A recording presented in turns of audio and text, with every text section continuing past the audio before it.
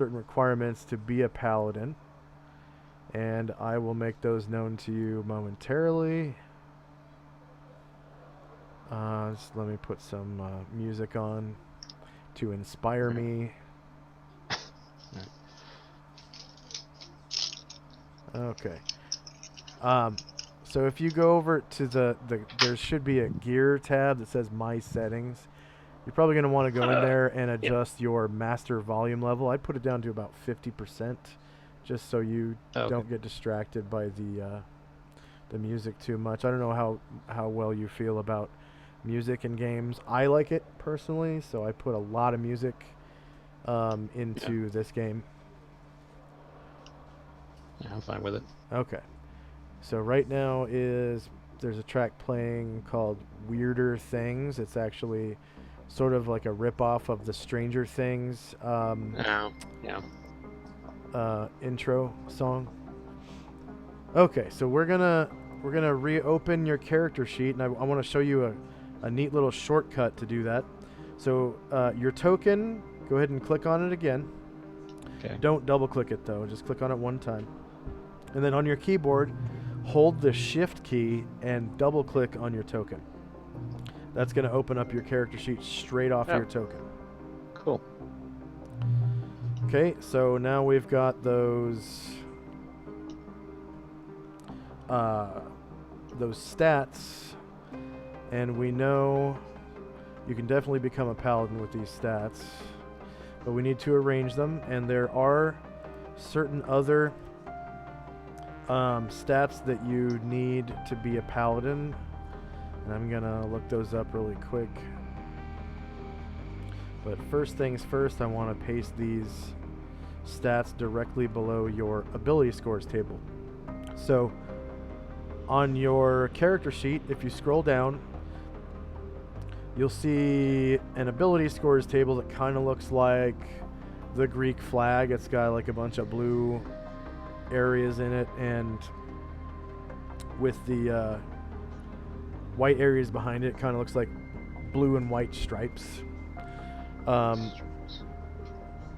Yeah, it just says ability scores: strength, dexterity, constitution, intelligence, wisdom, charisma. If you go ahead and click on the notes side and put in your ability scores on the right, I just want to go ahead and look up the other requirements for being a paladin. So you want me to put the scores I got in the notes? Yes. Yeah. They're already in there. Not in the notes section at the bottom, but in the ability scores table along the right hand side where it says notes. Okay. You want me to put them all just go ahead and arrange them the way you like them. And we'll see how they match up with our class requirements for paladin.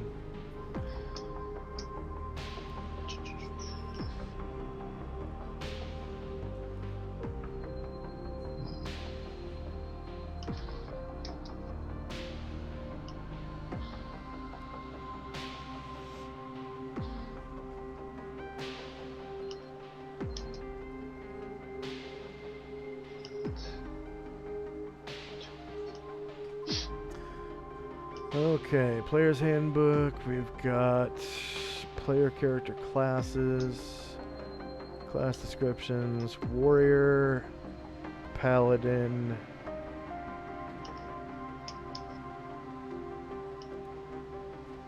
Boom. Okay, so your minimum strength is 12.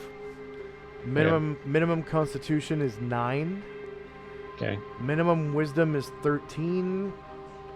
And minimum charisma is 17. And furthermore, out of those 4 stats, the 2 prime requisites are strength and charisma. So if you have 16 or higher in both strength and charisma, it actually gives you a 10% bonus to the amount of XP that you earn. So it does behoove you, and I highly recommend to put 17s in both charisma and strength, but It is up to you. Completely. Okay, so Who's your character?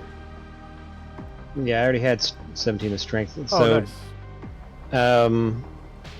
there was one other one. What did intelligence needs? And wisdom need to be 13, right? 1 second. I'm actually pasting it onto your character sheet so that you can see it.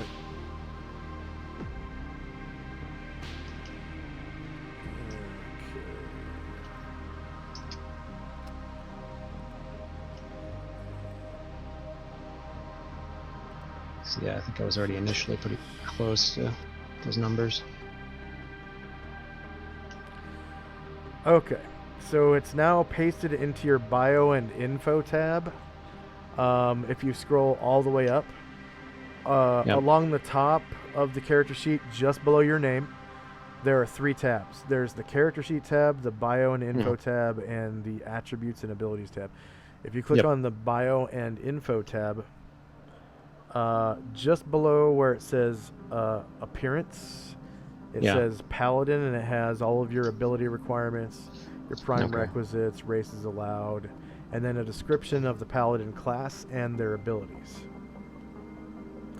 And it looks like there's also some links if you want to take a look at more stuff. Okay. I wouldn't click directly on those links though. I would right click them and click on like open in new tab or new window. Okay. Because it will take you out of the game if you click directly on them. Oh, cool. Or out of the virtual tabletop.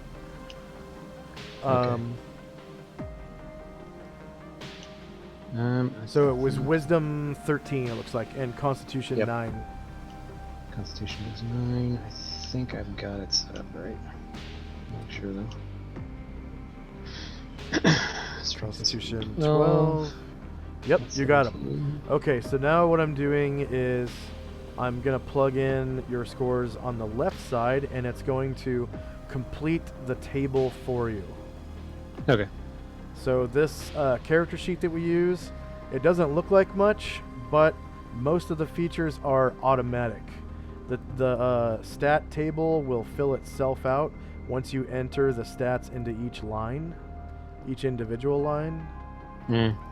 So you can see how easy that was right there.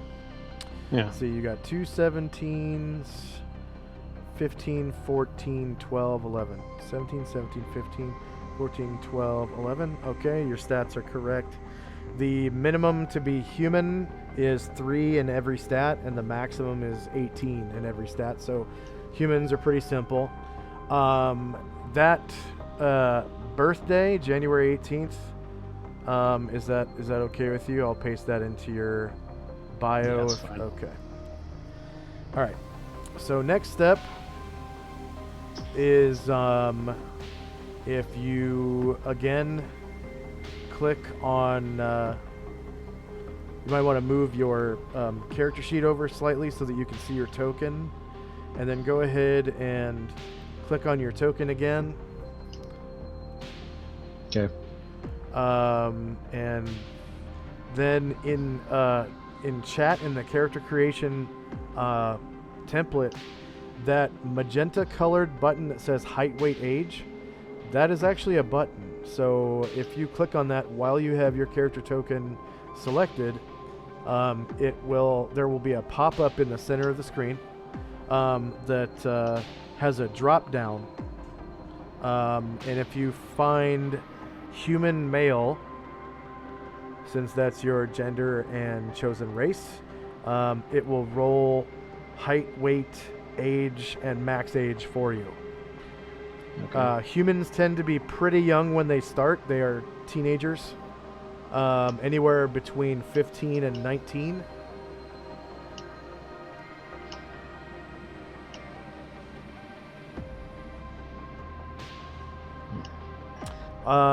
The optional traits that it rolled for you are that you're usually arrogant, but frequently an uncultured type of male. So it rolled a random gender and 2 random personality traits. Those are completely optional, as is your social rank. Lower middle class, you could be from a family of artisans, bakers, petty merchants, junior officers, scribes, brewers, cobblers, etc., etc. So if you want to keep those things, you can. It's up to you. Usually people tend to throw away the personality traits and keep the social rank, but again, that's up to you. So go ahead and fill out, now that you have your height, weight, age, and max age, you can go ahead and fill out those portions of your character sheet.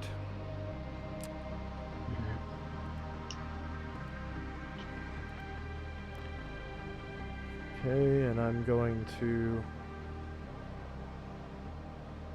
create a handout for Paladins, actually.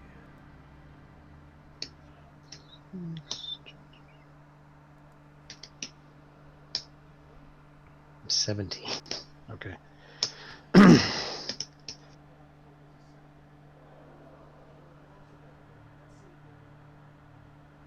All right. Okay.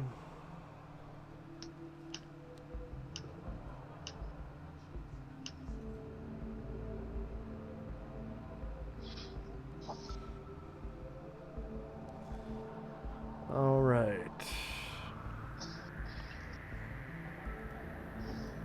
So the next step is going to be we do know that you get +2 to all your saving throws. So if you go back to the character sheet tab and scroll all the way up to the top, the little portion on the right hand side where it says saving throws, you see how it has a modifier column? Yeah. So each of those boxes down that column should say +2. Okay. And once you enter +2 in, go ahead and hit enter so I can see. And you know how to copy and paste in Windows, right? Control C yeah. and Control V. Okay, so it makes it a lot easier that way. And then there's one more at the there you go.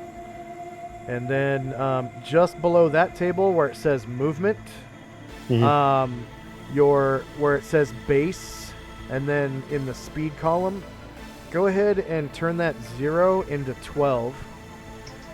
Humans move at a speed of 12, and then over in your notes on the right, in the base line, go ahead and put 12 as your base speed in notes. Okay. So your speed might change depending on your level of encumbrance. So if you carry too much weight, you'll be encumbered and your speed will change accordingly. Okay. Okay. Now, back on the left-hand side, just below your height, weight, and age, your handedness. Do you want to be left-handed, right-handed? Right, I guess. And then later on, you'll have the option to buy a special ability that makes you ambidextrous. So that's always an option. But we'll take care of that a little later. Now just below that where it says experience, go ahead and click on that box on the left-hand side to add a class. Okay. And then Paladin. Actually, I'll put gain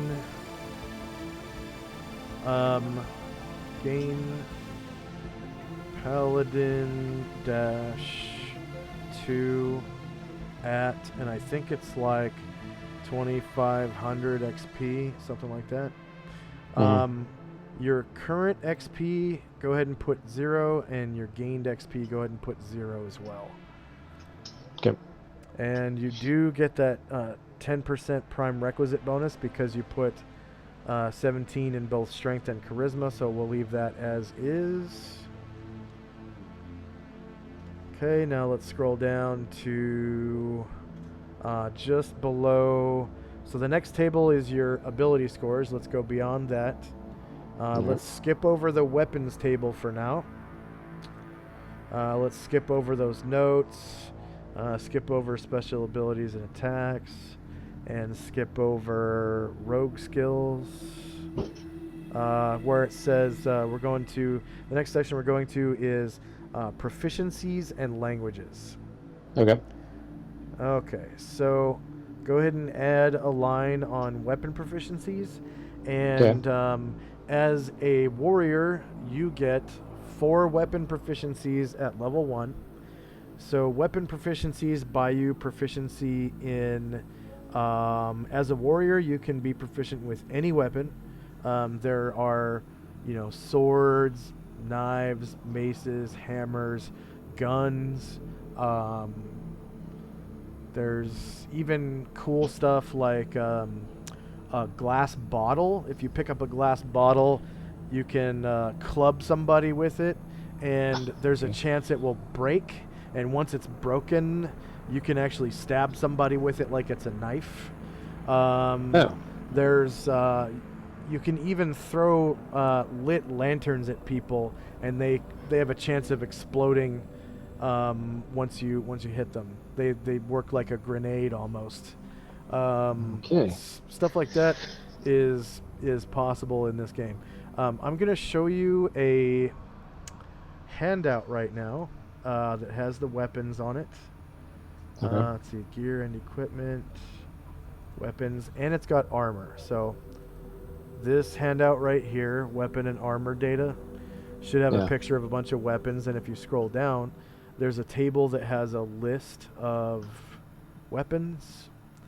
Okay. There are also fighting styles, which we can go into if you decide you want to have a particular fighting style, such as the 2-weapon fighting style, if you want to fight with 2 weapons.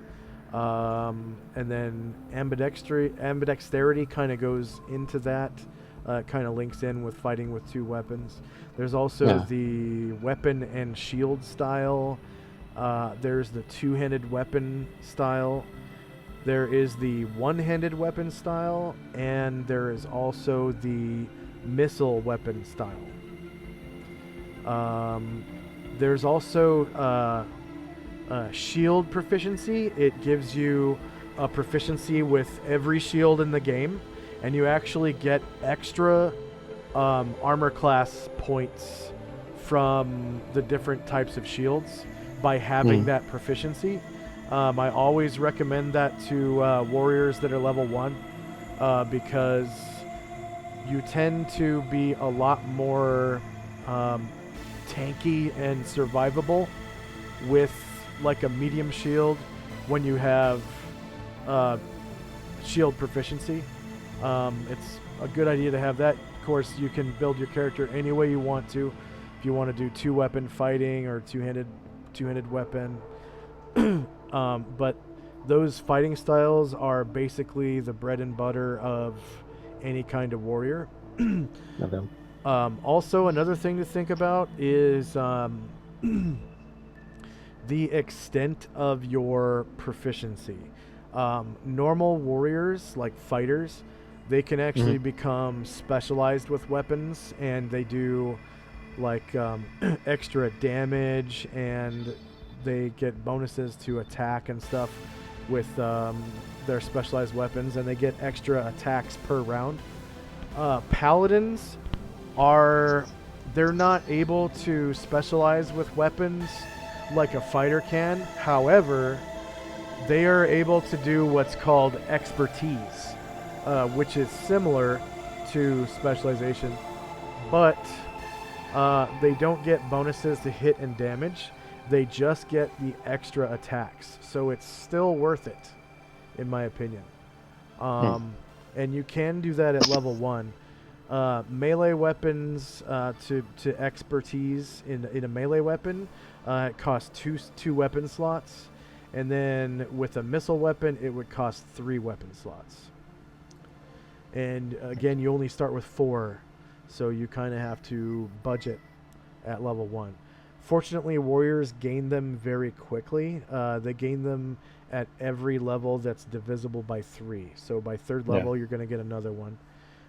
Same with non-weapon proficiencies, but we'll go into those later. So any idea how you want your paladin to fight? I'd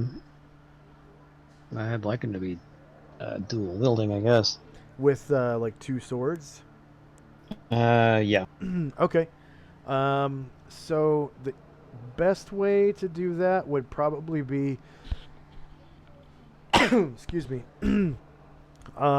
If you want to do that straight off at level 1, you're going to need 2 slots in the style because one slot. So normally, if you don't have specialization in this style, when you fight with 2 weapons, you actually have a penalty to hit with both of them. You have a -2 to hit with your main-handed weapon, and you have a -4 to hit with your off-handed weapon. So that's a pretty steep penalty. Yeah.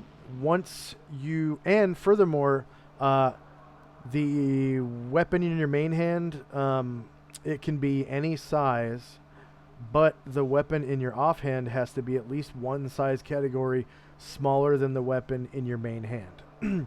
And the limit to weapon size that you can hold with one hand is your character size. So humans are medium creatures, and so they can hold a medium-sized weapon with one hand.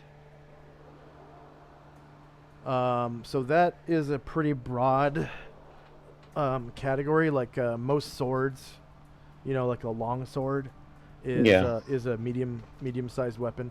So that's pretty broad. But then your offhand has to be at least one size category smaller. So like a dagger or a knife, a main gauche. Say again? Like is it gladius or gladius? Yeah, gladius, short sword. Those are small weapons. Okay. Excuse me. But if you spend a slot to become specialized in two-handed fighting style, it decreases the penalty with both weapons by 2. So now you have no penalty with your main-handed weapon, and your off-handed weapon has only a -2 penalty. Okay. Okay, and then there is also ambidexterity, which costs 1 slot as well. And what that does is it essentially makes both hands your main hand. So then you have no penalty with either weapon. Okay? Okay. And then furthermore, if you spend another slot in the style, the two-handed weapon style, then you can use 2 weapons that are the same size as you. So if you want to be fighting with no penalty and use 2 longswords at level 1, it's going to cost you 3 weapon slots. 2 for the fighting style of 2-weapon fighting, and 1 in ambidexterity, unless you're... there's also another rule that makes it so that your dexterity reaction adjustment offsets the penalty, but it looks like your dexterity is a 15. So that doesn't give you any reaction adjustment. Strange. I thought 15 should at least give you +1. Nope. Nothing. So it's, yeah, your dexterity is not high enough. So you would have to take ambidexterity to have no penalty if you want to fight without a penalty. Okay. And then also you have to take proficiency with the weapon if you want to, again, fight with no penalty. Warriors? Oh, go ahead. Sounds like you have someone to talk to.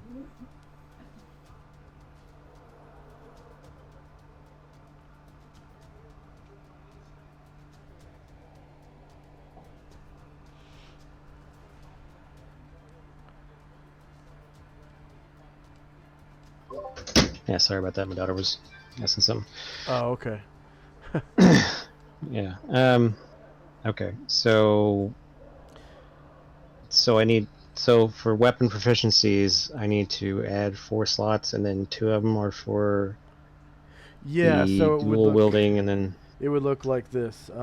2 weapon style with a 2 in it, like this. okay. And then ambidexterity 1. And then I'm assuming you want to fight with the longsword? Where's the list again? That's basically pretty much the biggest sword you can hold with one hand. Yeah. And it's also the most common magical weapon in the game, period. Oh, okay. Yeah, longsword. Okay. All right, so that would be your 4 slots. Now, that doesn't get you any extra attacks other than your offhanded weapon. So later on, once you get to level 3, you can take expertise with the longsword because you need 1 more slot, and you get that next slot at level 3. If you want to continue your skill with longsword, you can take expertise, and that'll make it so that you have what's called multiple attacks with your main hand longsword. And because you're ambidextrous, you can choose which longsword is in your main hand, because technically both your hands are your main hand as an ambidextrous character. So if you eventually get, like, let's say a fire sword and an ice sword, you can kind of switch back and forth which one you're doing multiple attacks with. Okay. Okay, so back up where it says handedness, I'm just going to change right to ambidextrous. Ambidextrous. Okay. And then scrolling back down to your non-weapon proficiencies. Okay, so the cool thing about being a warrior is you have the option of crossing over non-weapon proficiencies into your weapon proficiency category if you want to. Okay. So unfortunately, because you're a warrior, you only start with 3 non-weapon proficiency slots. So that's kind of a balance thing. That's completely up to you. If you want to take expertise in longsword right now, you can use a non-weapon slot to do that. However, it's going to shorten, your number of non-weapon proficiencies. But one caveat to that is that you get bonus proficiencies based on your intelligence score. So back up in the intelligence section of your ability scores table, where it says number of languages, you actually get that number of bonus slots to spend on non-weapon proficiencies at level 1. So it looks like your number of languages score right now is 2. And you can switch around your stats if you want to, because you have, I think it was Constitution 12. Your Constitution had to be like 11 or something like that. Let's see. Constitution 9 and 9. Wisdom 13. So you can kind of move you have a little bit of freedom to move your stats around if you want to. But otherwise, we'll go with that 2 languages, if that's okay with you. Yeah, that's fine. That's fine? Okay. Yeah. So that means that at level 1, you have 5 slots to play with for non-weapon proficiencies. However, some of the proficiencies cost more than 1 slot. Most of them only cost 1, like languages only cost 1. And you do have to spend slots to get languages to speak. So unless you want to be dumb, you have to pick a language right now. Like, there's no free languages because of that rule of the extra proficiency slots from intelligence. Yeah. So do you want to be able to speak like the common tongue of man? Pretty much the Yeah. entire group speaks common to each other. Yeah. Okay. Common. Okay. So modern common 1. All right. And then so that leaves you with 4 slots left. There is a pretty large list of proficiencies if you want to take a look at it. Okay. I'll give you a link. So it's in the player's handbook. And it's in the proficiencies chapter. Proficiencies 2. Non-weapon proficiency groups.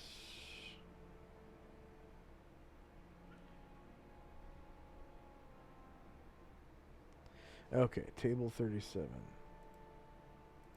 So table of contents. And table 37. So I'll copy this link. Copy link address. And I'm going to post it directly in chat on the virtual tabletop. So you can just right-click that link and then open it in a new tab. And it'll take you straight to this. So this is a website called purpleworm.org. And it's not a PDF of books. It's a database of books. So what it does is it has a list of books, and each of those books is broken down by heading. On each page, there'll be like 3 or 4 headings. It's kind of like a school textbook, basically, just like it is in the 5th edition D&D player's handbook. There's these headings, and then it talks about, there'll be like 9 or 10 paragraphs talking about rules for the situation that's in the heading. Okay. So this link was straight from the player's handbook. So I can pick any of... Okay. How many can I get? Paladins have a crossover with general proficiencies, warrior proficiencies, and priest proficiencies. And then anything outside of those 3 categories you can also take, but it costs an extra slot. Oh, okay. So you said priest and warrior. Okay. Yeah, priest, warrior, and general. And notice the cost to the different proficiencies is different for some of them. It says slots required. Yeah. So some of them cost 2, some of them cost 3. And then if you choose one that's, 3 slots that's outside of your crossover group, it'll cost 4. Okay. So I got 3 slots. Let's see. And if you notice, it said there's a column that says relevant ability. Yeah. And it'll tell you what stat it's based on. And then there'll be a check modifier. So what that does is it takes the number of the relevant ability, which is your actual stat number, and then it's adjusted by the check modifier. So, for example, at the very top in general, the agriculture proficiency, it says intelligence 0. Your intelligence is 11? Yeah. Your intelligence is 11. So with an adjustment of 0, that means that 11 or lower on a 20-sided die is a success. So if it rolls 12 or higher, that means you fail. So essentially, your intelligence score pretty much means a 55% chance of success. Okay. So you kind of, it behooves you to choose proficiencies that your character is going to be good at. Like, your character would be really good at anything that has to do with strength, dexterity, or charisma, because those are your 3 highest stats. You have 15s and 17s in those. Okay. I'm not telling you not to choose, proficiencies outside of that, but it kind of behooves you. I always suggest, rolling with your strengths rather than your weaknesses. And if you notice, in the rogue column, one of the groups that costs you extra slots, a lot of the proficiencies in there are based on charisma. But a lot of them are kind of cool if you look, like disguise and stuff like that. But paladins, they usually have like an honorable side, and they will disguise themselves if they need to, but only as like a last resort type of thing. Mm-hmm. Okay. But yeah, let's see. For example, local history, that's a really cool one. It basically lets you figure out a lot of the gossip around town. That one's based on charisma. Gaming, I think, is also under warrior, so you don't have to worry about that. That one takes 1 slot. And then there's disguise, and there's probably a couple other ones. Oh, you know what? Local history is in priest. So pretty much disguise is the only one out of rogue that you would be good at. Yeah. Although a lot of them are based on dexterity too. Yeah. Yeah. My dexterity is 15. Okay.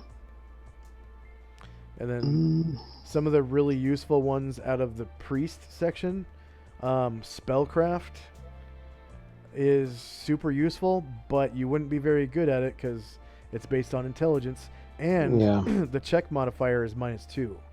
So that means you would only have about a 9 out of 20 chance of being successful, so like 45%. Jesus. But let's see, religion you'd be pretty good at. That's wisdom. I think your wisdom was, what, 14? Yeah, it's 14. So you'd be pretty good at religion. That's like a 70% chance of success. You'd be really good at healing too. And by the way, healing and herbalism, even though they cost 2 slots each, they are extremely useful proficiencies because both of them together essentially make you not only a combat medic but like a doctor as well. Healing makes you like a first responder type of person, so you can do first aid on people, and then herbalism puts in a medication aspect to it, so you're kind of like an apothecary or a modern day pharmacist, pretty much, with herbalism. So both of those together kind of makes you a doctor, almost. You can treat people's wounds and prescribe them medications and make up potions and poultices to treat their diseases or their injuries. Those two are pretty cool. And then also some other useful stuff is the swimming proficiency. Without it, all you can do is a doggy paddle, but with the swimming proficiency, you are like an expert swimmer. Like you can swim underwater, and you can do like the breaststroke and all those types of swimming that allow you to swim quickly. Okay. Can I do like healing and swimming? Yeah. Healing is 2 slots and swimming is 1. Okay, so we'll go. Okay. Healing 2. Swimming 1. So that leaves, let's see, 2, 3, 4. So you have one more slot left. And you always have the option of crossing that over to increase your skill in longsword, or you could choose like another language, or keep going looking for another proficiency if you want. There's also a couple other options that you have for useful skills that are in the combat and tactics book, and I'll give you a link to this as well. Let's see, table of contents. Nope. Table of contents. There we go. So this table is actually, it's not a table. So it's in. Nope, not spells and magic. Combat and tactics. Table of contents. So it's going to be in chapter 4.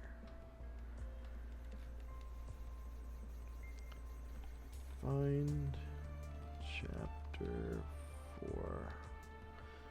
Okay, and it's called Useful Skills, so I'll give you a link to it.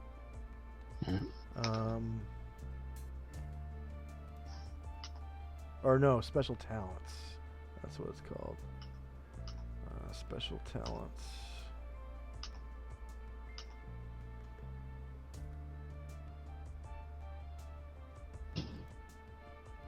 Okay, it doesn't give you a list of them.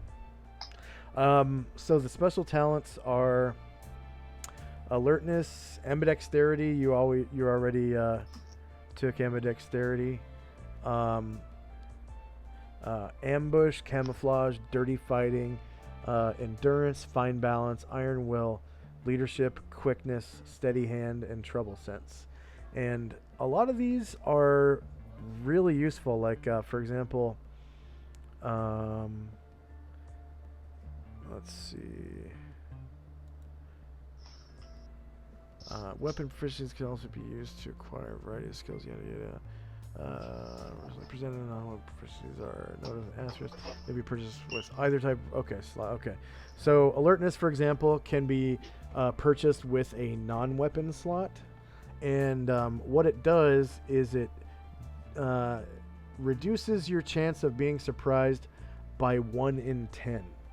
So every time I roll an encounter, I have to roll surprise for both sides, your side and the other side. The other side being whatever it is you encounter, whether good or bad. And if I roll 3 or lower, that means that your side, if I roll 3 or lower for you, you're the player party or whatever, that means your side is surprised. And certain characters that have certain things going for them, even though the rest of the group is surprised, will not be surprised because they have certain adjustments, like your dexterity reaction adjustment. I know you chose to have a 15 dexterity. That does give you a reaction adjustment of +1. So what that means is you are naturally more aware of your surroundings than a normal character, and that reduces your chance of being surprised by 1 in 10. So you are only surprised on a 1 or 2 out of 10. Furthermore, if you had the alertness proficiency and you succeeded in an alertness check while I was rolling surprise, both those things together, a successful alertness check and your reaction adjustment of +1, that would mean you are only surprised on a 1.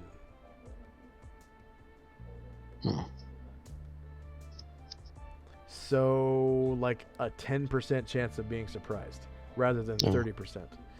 And then furthermore, there are other ways to adjust those, such as like wizards who have a familiar, or I think there might be some magical items that adjust your surprise chance, and also some spells.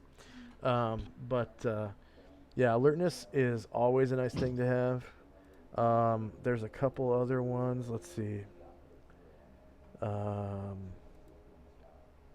I'm trying to look for one that you can have at level 1 because you only have 1 slot left, and some of these cost 2 slots. Let's see. Alertness can be either weapon or non-weapon slot. I think endurance is the only other one that's non-weapon slots, but it's 2 slots. So that's pretty much it. You already have ambidexterity. If you want to, you can take alertness, or you could take more skill in your sword, or add another language, or. Let's go with alertness. Okay. Okay, so alertness 1, and that is based on. Let's see, alertness is based on wisdom, and it's +1. Okay, so what that looks like is right in here I put at wavy bracket wisdom, close wavy bracket, and +1. So your wisdom is what, 14? Yep. So what that means is with wisdom +1, your chance on a d20 goes up to 15. So you have a 75% chance of being successful on alertness checks, which is always nice. Okay. Swimming, I think, is strength flat. Paste. Strength flat. And then healing was... let's see.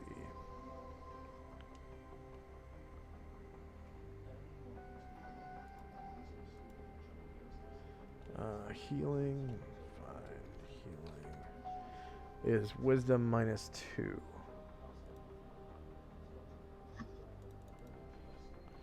Copy. Paste.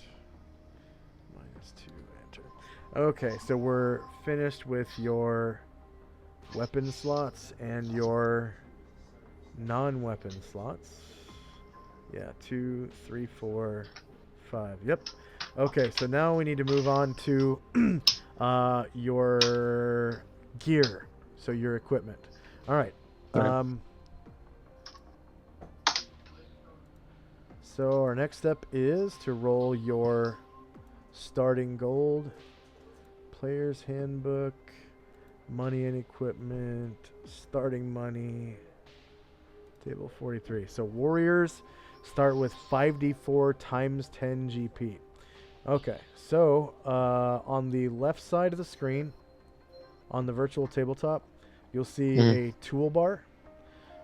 Near the bottom of the toolbar, there should be a tool that looks like the frame of a 20-sided die. That's your dice roller. Okay, so if you hover over that, you'll see where it says there's different denominations of dice. Mm-hmm. Okay, and then you're going to want to click on in the D4 line, it says 2, 3, 4, 5. If you click on the 5, it's going to roll 5d4 for you, and we're just going to multiply that by 10. Okay, so you start with 100 GP. You have 100 GP. Very nice. Okay. So I'm assuming you're going to want to start with 2 longswords, correct? Yep. Okay, so longswords cost. Let's see, money and equipment. Equipment lists and weapons. Find long space, sword, long. Okay, long swords cost 15 GP. So we're gonna put, we're gonna subtract 15 GP from your gold. Or sorry, 30 GP, because you bought 2 of them.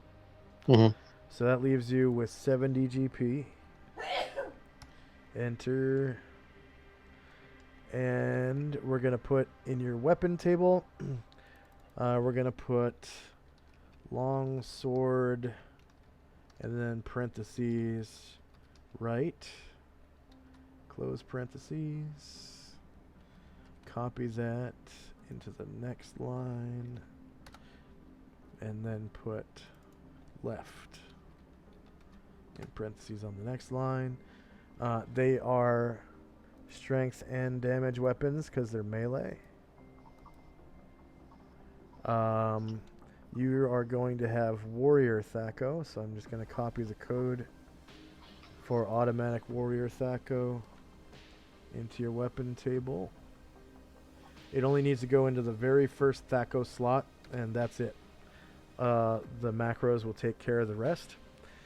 The damage on a longsword is D8 to small creatures, small and medium, and then D12 to large.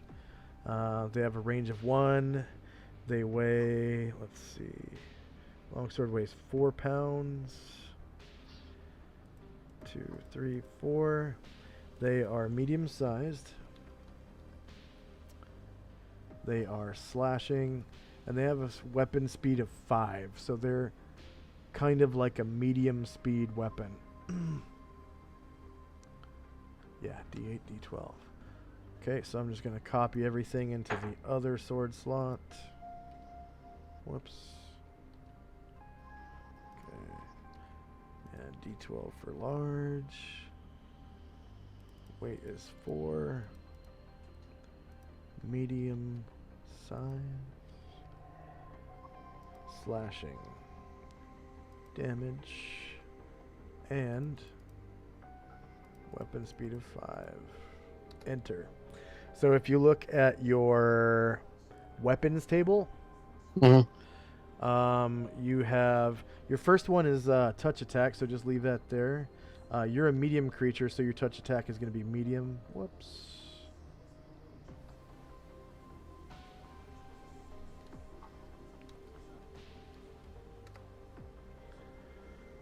And I'm experiencing a little bit of lag. No, that's okay.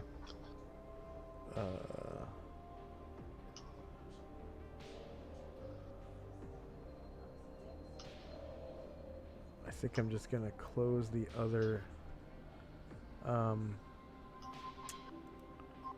window I have open, and that should speed things up. I had another window open for Purple Worm, the player's handbook.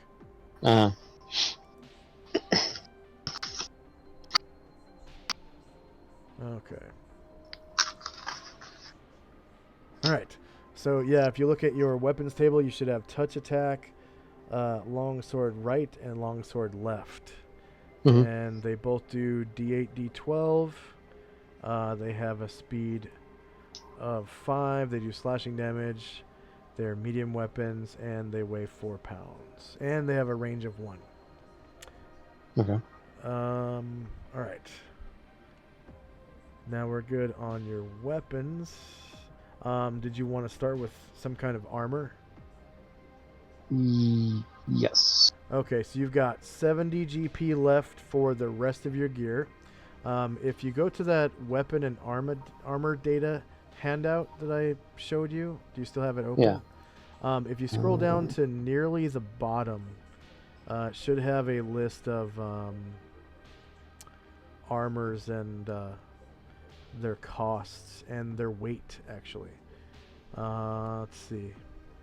There's a table that says full suits, and it shows armor. I think I actually lost that window, apparently. Okay. I can't find it. I'll reopen it. Is there a new one up? Okay, yep. Okay. There we go. Okay. So...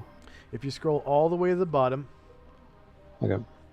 There should be like a couple paragraphs about armor sizes. If you scroll up, there's some stuff about shield punching and shields and helmets, and then composite armors. If you scroll up just a little bit further, there will be a table that says full suits. And composites. Yep. Okay. Okay, so those full suits are the ones that are pretty common in the campaign.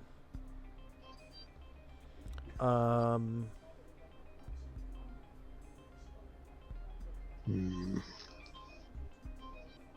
How much weight can I carry before I get slow? okay, so if you go to your abilities table, or your ability scores, it says in the strength line, it says your weight allowance is 85. Oh. Oh, okay. So you can carry up to 85 pounds before you're encumbered. Alright, And you're already carrying 8 pounds because of your 2 swords. And for this table, the full suits table, for cost, we use the common cost, not the rare cost. okay. Oh, and then you go by the full weight at the end, on the very right. Okay. Yes. So for the full suit weighs the full weight. Can I do scale armor? Yeah. So yeah. If 60 you can GP afford and it. 40 pounds. Yeah. So that leaves you 10 GP for the rest of your adventuring gear. Are you sure you want to do that? Oh, wait, yeah. And if you look at the AC of scale armor, I'm sure you can find a cheaper. It says full AC is AC 4. I think hide armor gives you AC 4, and then also maybe splint mail. Oh no, splint mail is 6. What? Hide is 4. Yeah, Wow, hide is 4. Splint mail is 6. Those seem reversed to me. I think that table might be wrong. Yeah, but hide is pretty common too. It's like bear pelts or like wolf pelts or something. Kind of. Yeah, let's go with together. hide armor. Okay. And as you can see, it's pretty cheap, 35 GP compared to that 60. So you got 70 GP. You just spent 35, so that brings you down to 35 GP. Yeah. Okay, and then... Can you help me with my homework, please? Lord. Sorry, hold on a second. Okay. Your armor is hide. AC 4.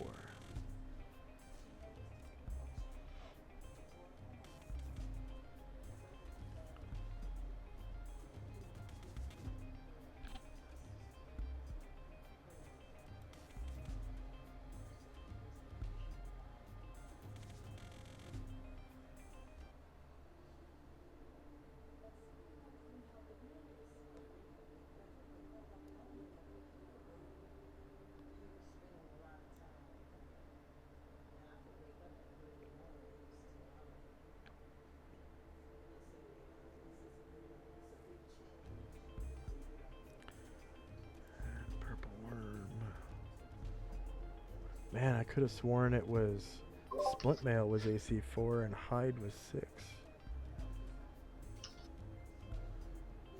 Player's handbook.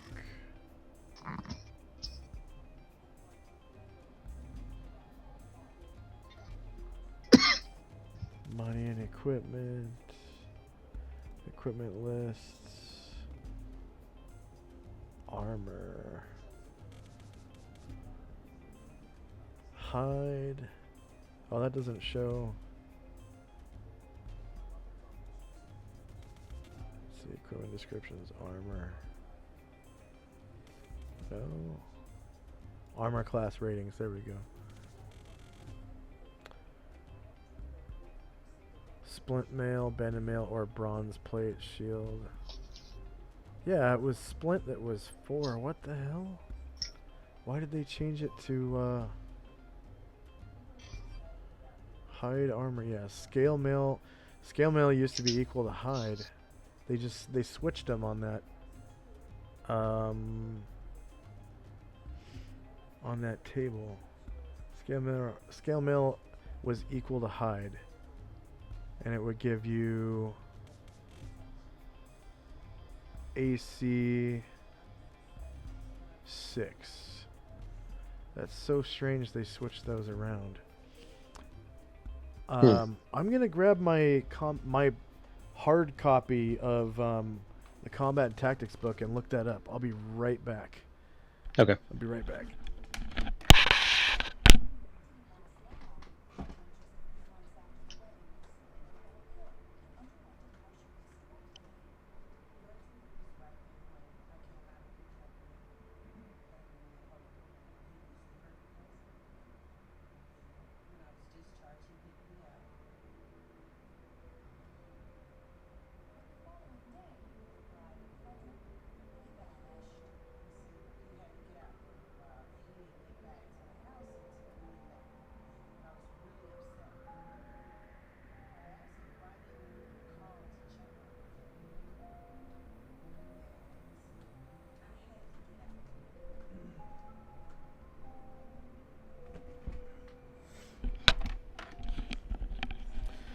So, I actually have 2 copies of Combat and Tactics. One of them is hardcover and the other one is softcover. And the difference is the hardcover is actually missing an entire page that's in the softcover.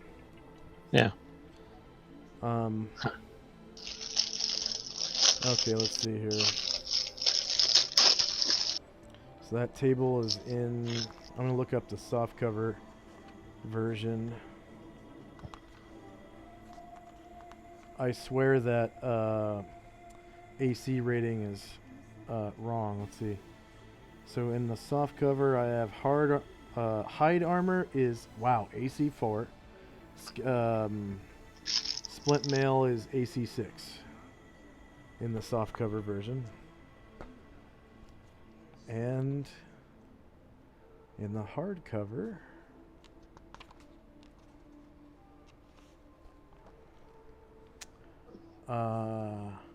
splint mail is AC 6, hide armor is AC 4.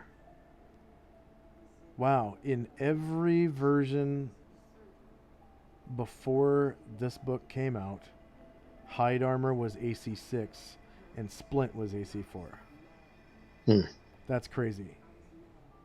I never noticed that. The AC rating was switched. Yeah. That has to be a typo. But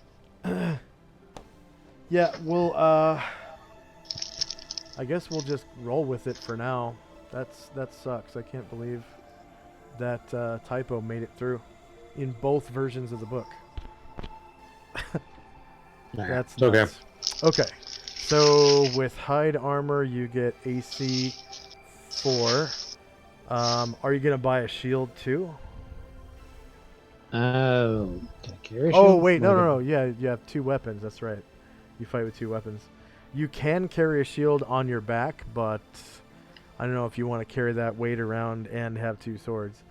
Yeah, that's okay. Okay, so AC is 4. Your AC surprised is also 4 because you have... I don't think you... Oh, you do have a defense adjustment. Okay. So that brings your normal AC down to 3. Your surprised AC is 4. And your shieldless AC is also 4 because you are always shieldless, right? If you don't have a shield. Okay. At level 1, everyone gets a full hit die. You don't even have to roll your hit points. Warriors, well,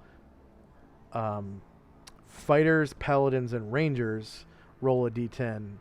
Barbarians roll a d12. So you get a full 10 hit points, and your constitution HP adjustment is +0. So that means you have 10 out of 10 hit points right now. Okay, 10 out of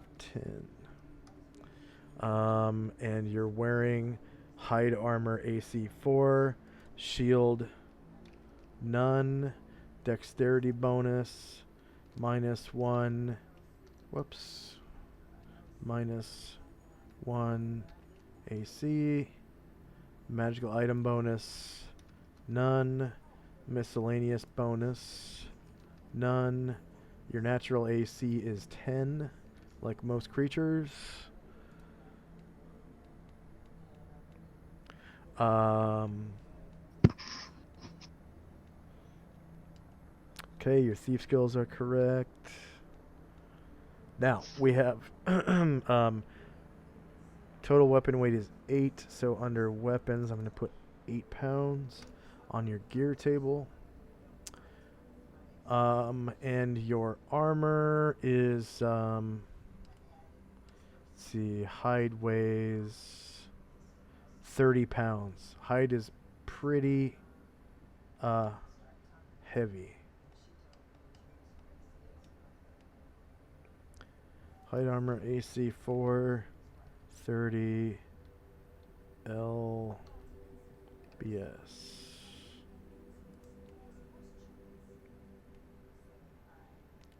Okay, so your armor is 30 pounds. So far you're carrying 38 pounds. And you have 35 GP left. So most people that when they start adventuring, they usually get it's really common to buy a mule with a pack saddle so that you can carry more stuff.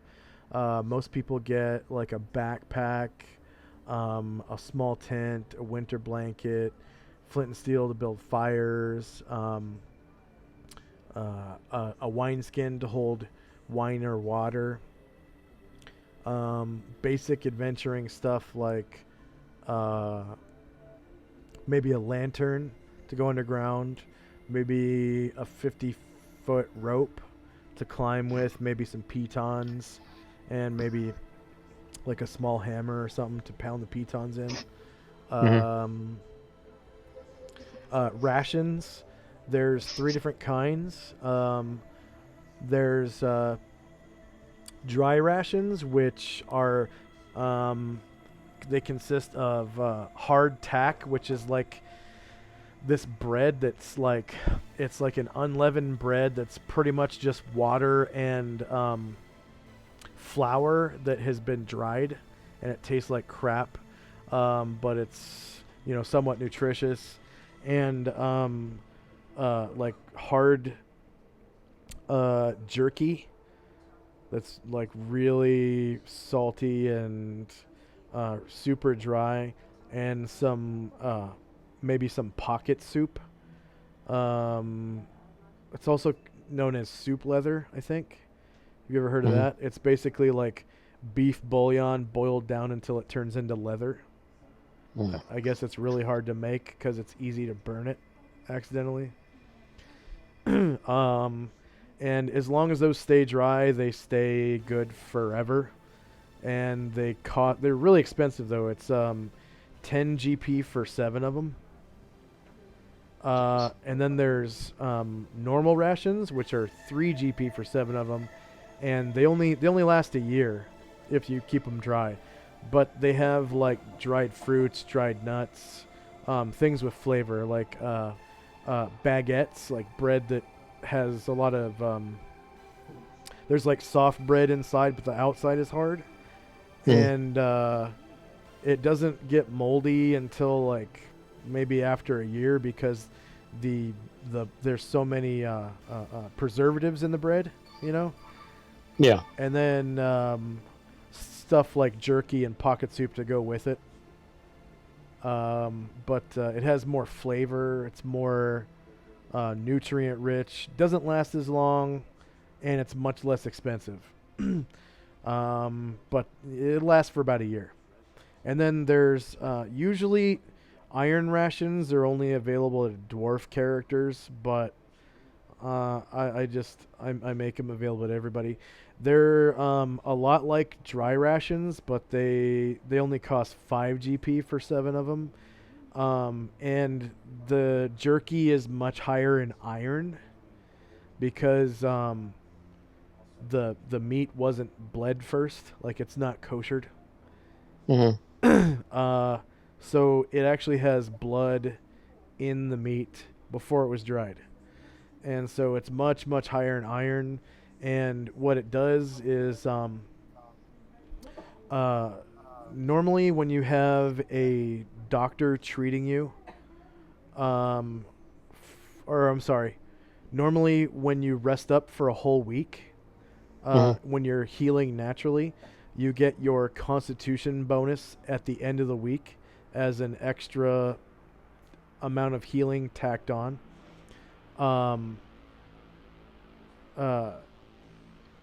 Normally it requires right. Iron rations double that bonus, so it's only useful for people that have high constitution. So pretty much dwarves. Most dwarf characters will have a constitution bonus. So yeah, that iron rations, they basically double your constitution bonus at the end of the week when you're done healing, or when you heal for a week, when you just lay in bed all week or whatever and just eat. So each ration weighs a pound, give or take. So yeah, there's that. And then every extra outfit of clothing weighs, I think it was 10 pounds. The clothes that you wear are weightless. I don't go that far into factoring weight, but extra clothes that you carry in your backpack are about 10 pounds extra. Actually, I think it might be 5 pounds. Let me look it up. But yeah, so there's that. And then there's other stuff too, like candles and chalk and crampons if you think you're going to be climbing trees or walking through snow or ice climbing or something.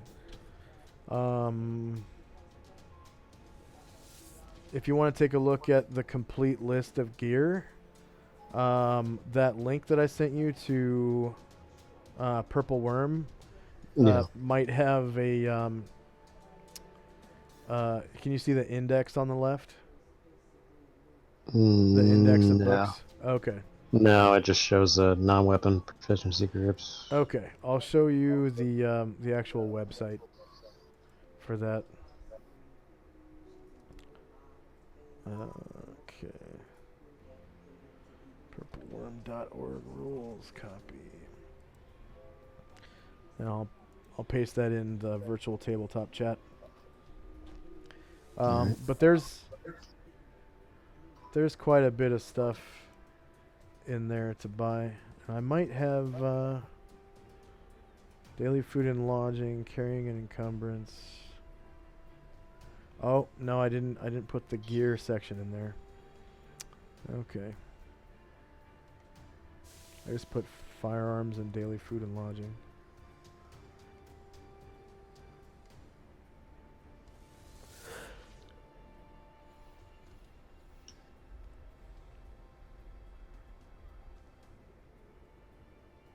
So a backpack is 4 SP? What is SP? That means silver pieces. Okay. The backpack, I'll add that to your... Are you buying one? Yeah. Does it matter which kind it's made of? Because deluxe leather is 2 GP, basket's 5 SP, and then the sack is 4. Oh no, those leather. are... leather backpack is the only kind of backpack they have. The baskets... Oh, gotcha. Baskets are literally baskets, and then there are also sacks. But backpacks weigh 2 pounds. And how much did it cost? Sorry. It says 2 GP on here. Oh, 2 GP. Okay, so that brings you down to 33 GP. And then you said, where's the tents at? It should say tent, small, medium, large.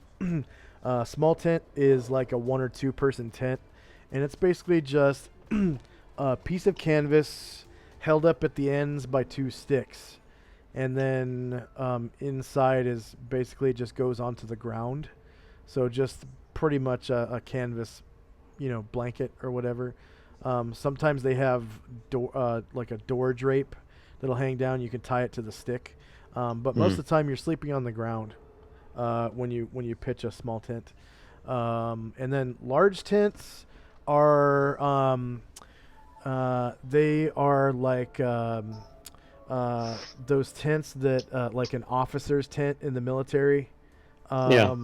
In medieval militaries, like those tents that they showed in the Lord of the Rings movies, and also anytime did you watch Game of Thrones?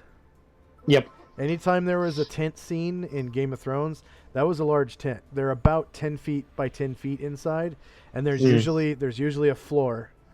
So they put canvas over the ground.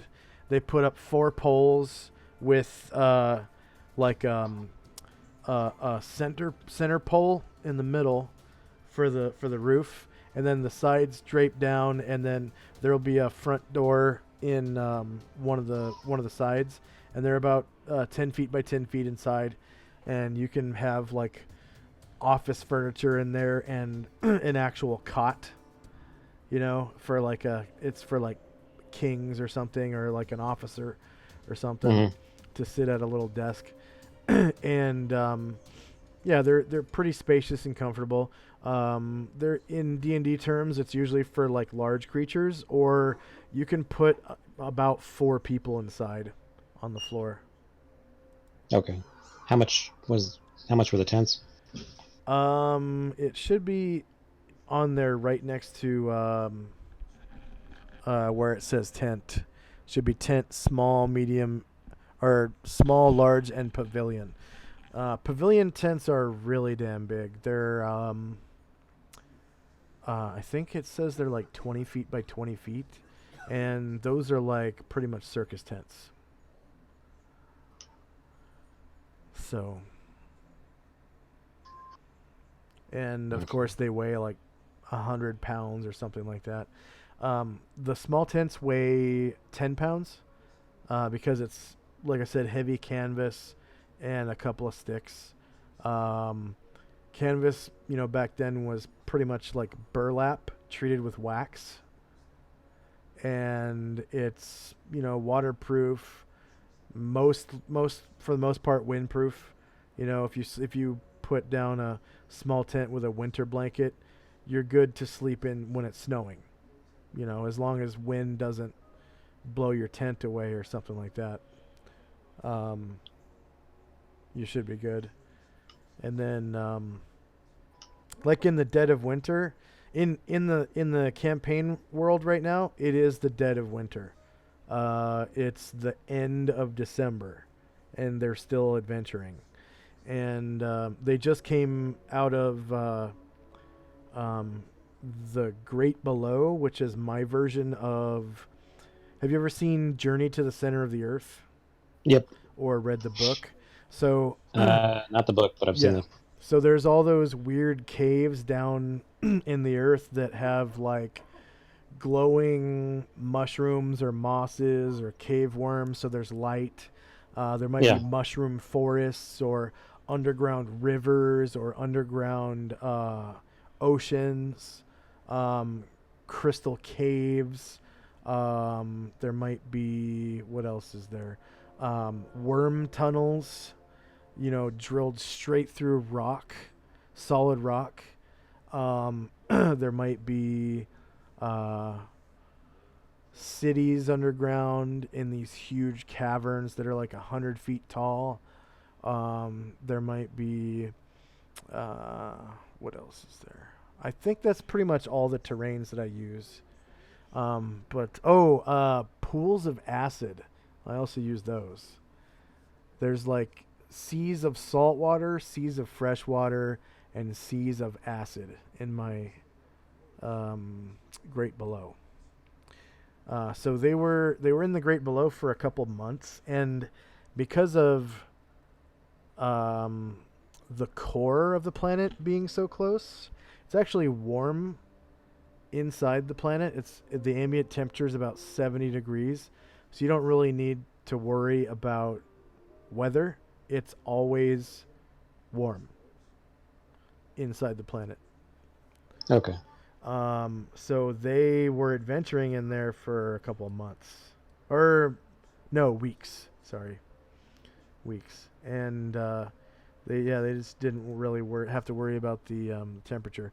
So now they have pretty much teleported back to a city on the surface, and it's cold and snowy and dreary, and the holidays are coming up or whatever. Actually, I think the holidays have passed because it's like the 28th of December. So, excuse me. Okay. Man, like I can't find the tents. Like I can find provisions, rope, thieves' pick, and tools, water scan. Like this is under equipment. Yeah, it should be under gear. Thieves' picks, and then scroll down to tent. It should be small, medium, or small, large, and pavilion. Yeah, it's like the tent thing's not showing up on me at least. Okay. They got water skins, wine skins, thieves' pick and tools, weapon black, rope, provisions, locks, lantern, housebreaker, healer's bag, grappling hook. Healer's bag, grappling hook. Oh, that's because you're in the wrong book. So go ahead and go open the player's handbook. Ah, that would be why. All right. Yeah, open the player's handbook and then go to money and equipment. Money and equipment. Yeah. Okay.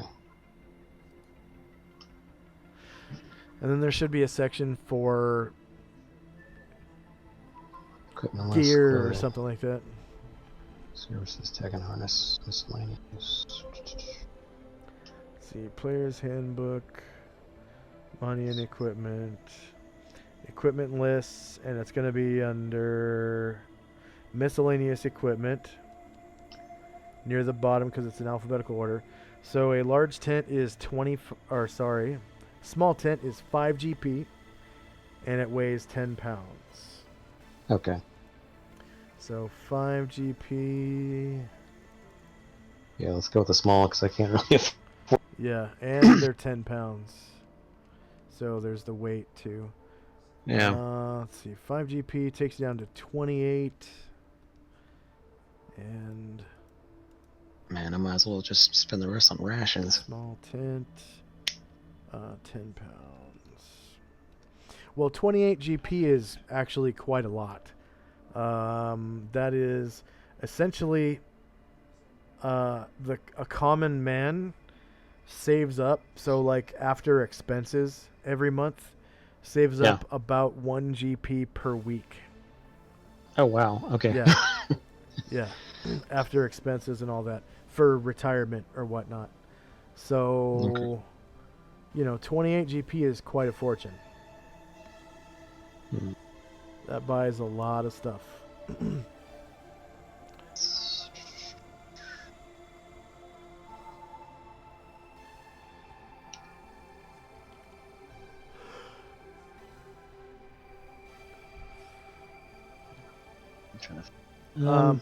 And remember the regular rations? They only cost 3 GP for 7 of them. Oh, so okay. the dry rations in there are not the only rations in 2nd edition. They actually, for Purple Worm, they took the very first print, like not first printing, but like the first version of the player's handbook and put it into Purple Worm. And there are, I think, 3 or 4 reprints of the original, and then there's a whole other version that came out in like 1994 along with the player's option books. They call it the player's handbook revised edition, and it has more options for rations and stuff like that, and a couple of the prices are changed around too. And I think it actually has a picture of all the pole arms, so you can see what a Bec de Corbin looks like and a Lucerne hammer and all that. They actually look pretty cool.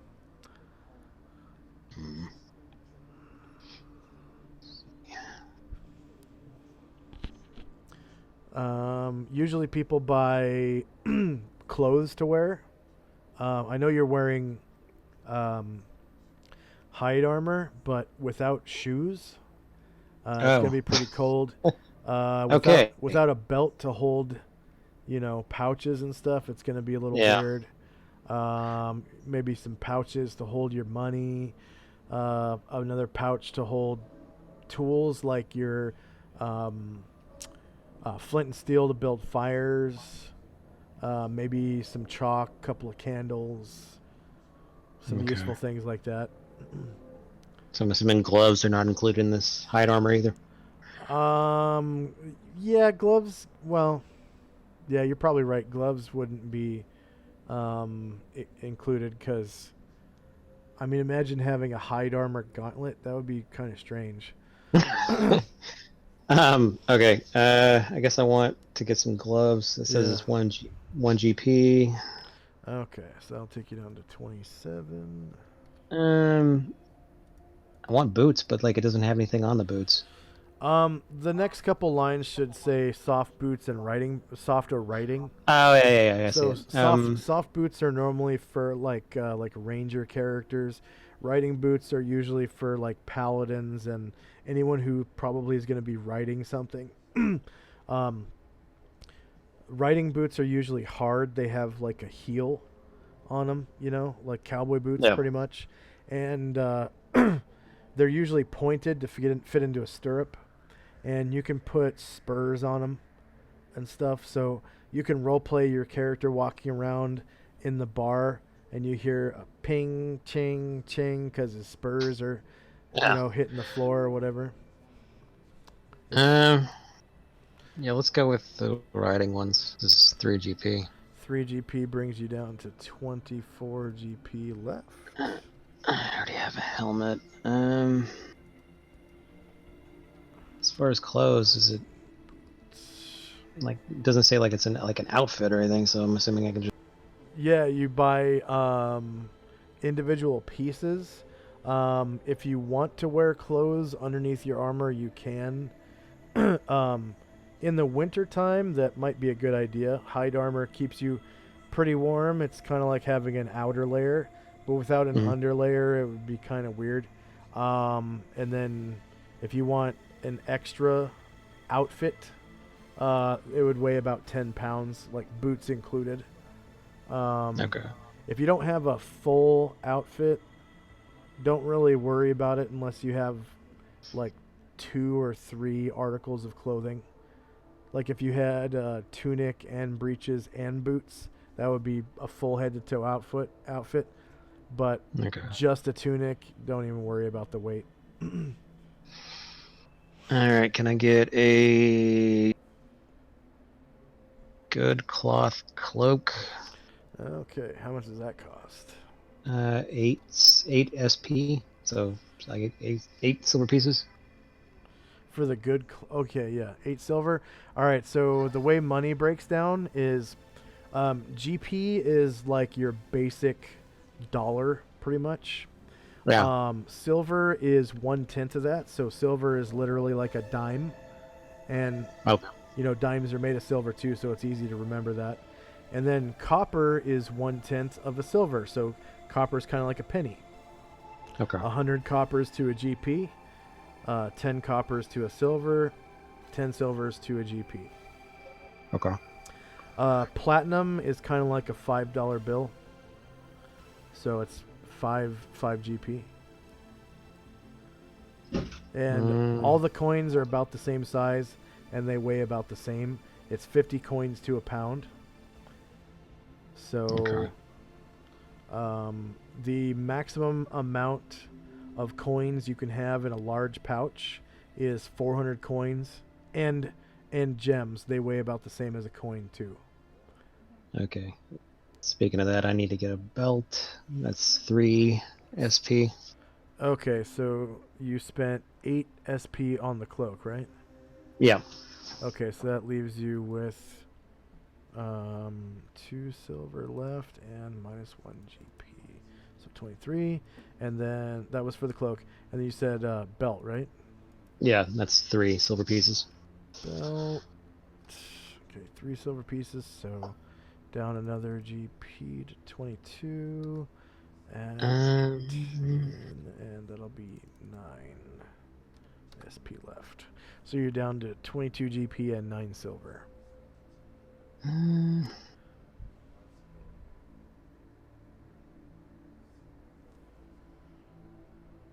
Do you want pouches to go on your belt for your money and your tools? yeah, where are those listed? I didn't even see them. Should be under belt pouch, and there's small and large. The small ones weigh about half a pound, so you don't have to worry about the weight at all. But they don't carry much.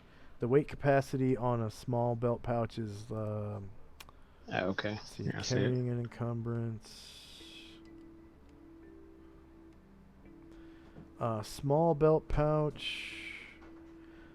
They hold 5 pounds. A large belt pouch holds 8 pounds.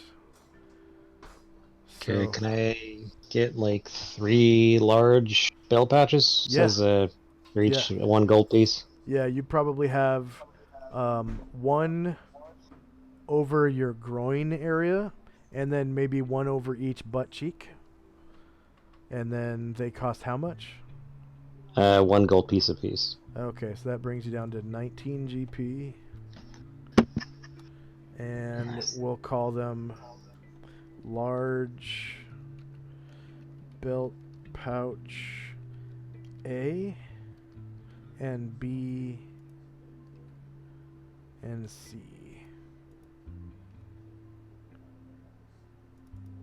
Alright. Let me see.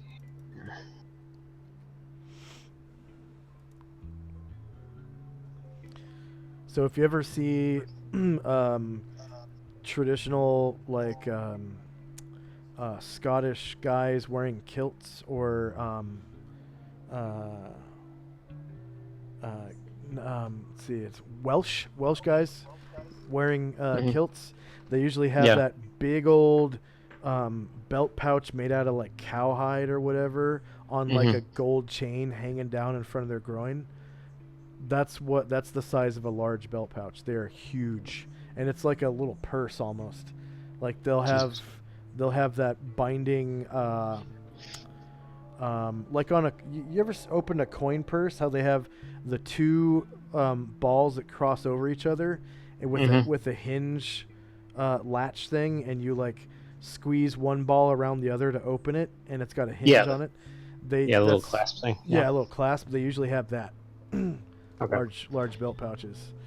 So they're great for coin purses and tools and stuff like that. Alright. How much do I have left at this point? 19 gold and 9 silver. You still have no tools or anything like that. Yeah, I'm looking for tools, the miscellaneous there's- equipment. Yeah, there's stuff like flint and steel, fish hooks. There's like vials of ink. There's chalk. There's like signal whistles if you're gonna train an animal to follow a signal, or if you're just gonna like blow a whistle to make your presence known, like if you need help. Whistle would be heard from really far away compared to your own voice. So there's that. Man, there's all kinds of stuff in there I don't even remember that would fit into a belt pouch. Definitely need the flint and steel. It says it's 5 silver pieces. 5 silver, so that takes you down to 4 silver and 19 GP. Probably gonna need a wineskin. Yeah. That's 8 silver pieces. Steel. Okay, so that brings you down to 18 GP. And 14 silver minus 8 brings you down to 6 silver. And you said that was for the wineskin, right? Yep. And wineskins weigh like wineskins weigh 1 pound? 3, yeah, 1 pound. Okay. Did you want a winter blanket to keep warm while you're sleeping? Yes. Okay. That's 5 silver pieces. 5 silver, so that takes you down to 1 silver and 18 gold, and they weigh 3 3 pounds. Let's see, winter blanket, 3 pounds. You're now carrying 54 pounds out of 80. Yeah, out of 85. So you've still got plenty of weight to go before you become encumbered. Okay.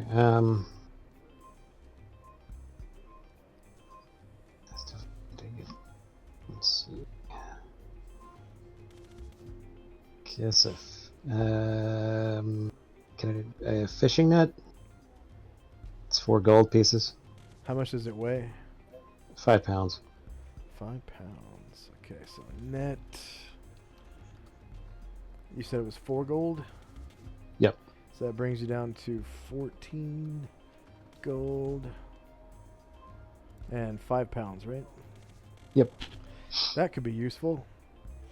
Probably want to get a rope. Now, word to the wise, the hemp ropes are pretty hefty. I think it says they weigh like 50 foot rope is like how much weight? 20 pounds. 20 pounds? Yeah. Yeah, for hemp. And then the silk one is really expensive, but it's like half the weight. So it's a trade-off. And you only have 14 gold left. Ooh, okay. Maybe I'll have a rope. And 1 silver. Can I get a whetstone? That's 2 copper pieces. 2 copper. So let's take off that silver and turn it into 10 copper. And you said it costs 2 copper? Yep. Okay, so that brings you down to 8 copper. And it says it weighs a pound. 1 pound, so whetstone for your swords, 1 pound. I'm assuming do I need? No. I was gonna say, do I need pitons? Because I'm assuming the tent doesn't come with them. The tent would come with its own spikes. Oh, okay. And stuff. So yeah, but pitons are normally for climbing. So if you had like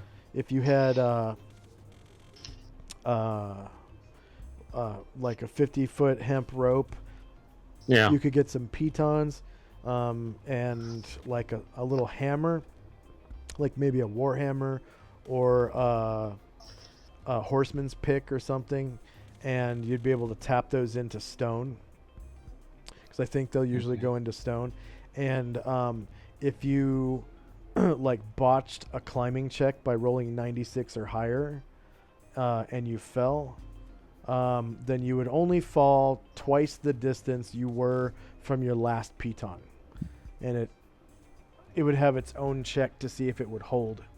But you take, if you put them in every 10 feet or so, then you'd fall, probably 20 feet.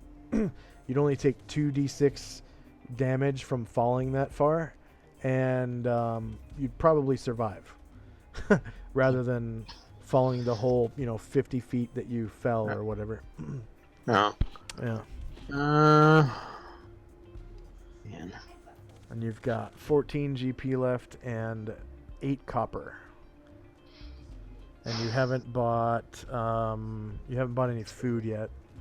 Did you want some rations? Yeah. Those are the regular rations. Taste pretty good, and they're 3 GP per 7 of them. They last about a year if you keep them dry. Can I get as many of them as you want, or as many as you can afford? That is. How much do they weigh? They're 1 pound each. So if you got 2 weeks, it'd be 14 pounds. And you're at 60 pounds already, out of 85. Let's go with 2 weeks of food on your back is actually a lot. That's Yeah. 14 pounds is generous. Yeah, let's just go with just 7. Okay, so that's 3 GP. Takes you down to 11 GP. Whoops. 11 GP, not 1,014. Okay, and we'll put ration X7, enter, and 7 pounds. Okay, you're good on food and water. You don't have any torches or anything to provide light. So for light, you've got torches. There's a hooded lantern, is pretty light, and every vial of oil, it weighs like 3 pounds, and it lasts for like an hour or something like that. I think there's I think it actually says it. Let's see, lamp oil. Yeah, oil for a lamp. 6 copper, it weighs 1 pound. And then I think it's in the vision and light chapter, light sources. Hooded lantern. Hooded lantern is 2 hours per pint. And it gives off 30 feet of light in a circle around you. It requires one hand to hold it aloft. But 2 hours per pint is a long time. I think every pint was what, a pound, and then the hooded lantern itself is It's 2 pounds. Yeah, 2 pounds, and then you can also weaponize the oil or even the lantern itself. Okay, let's go with the hooded lantern for 7 gold. Okay, 7 gold and 2 pounds. And then, 2 flasks of lamp oil. 2 pounds for 7 gold.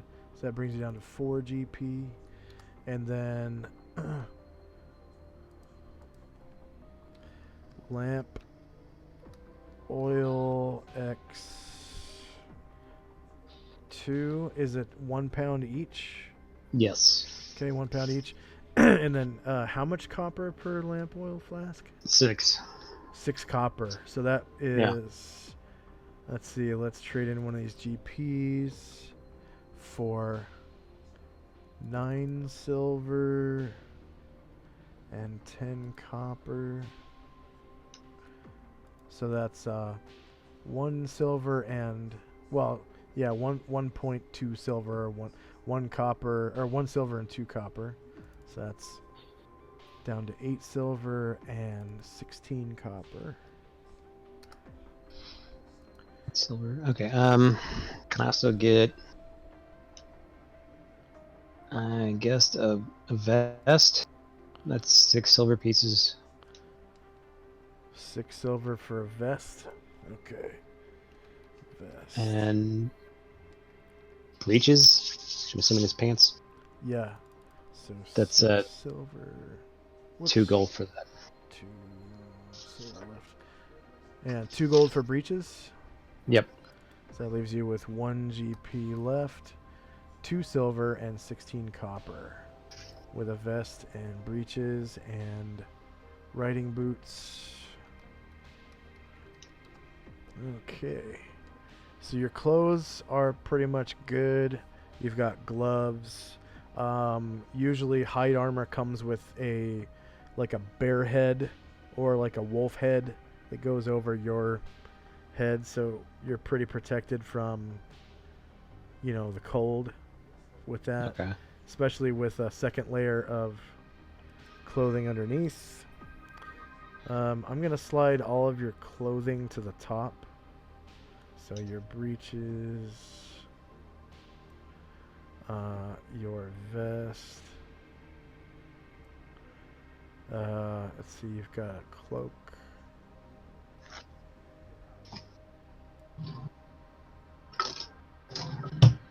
You've got gloves. You've got boots. And you've got a belt somewhere. Where'd it go? Okay, your belt. I'll put your belt pouches underneath your belt. And then which belt pouch do you keep your money in?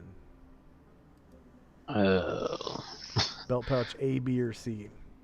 Let's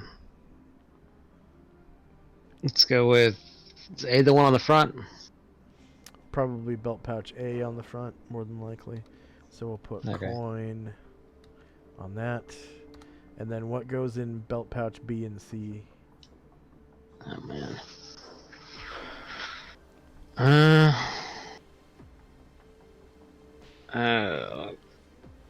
You could put food rations in a whole belt pouch, yeah. With rations in B, and then Nice. man, I don't even know. What else do I have? You got tools for C, like your flint and steel. Oh yeah, the whetstone is a tool, basically. How much can I put in the pouch? Large pouches hold 8 pounds, so the flint and steel is pretty much weightless.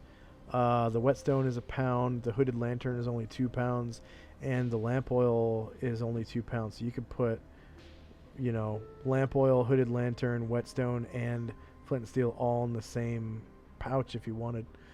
Okay, let's do that. Okay, and if you ever had to doff your backpack for some reason, you would still have, food and light with you. So that's pretty cool. Good planning.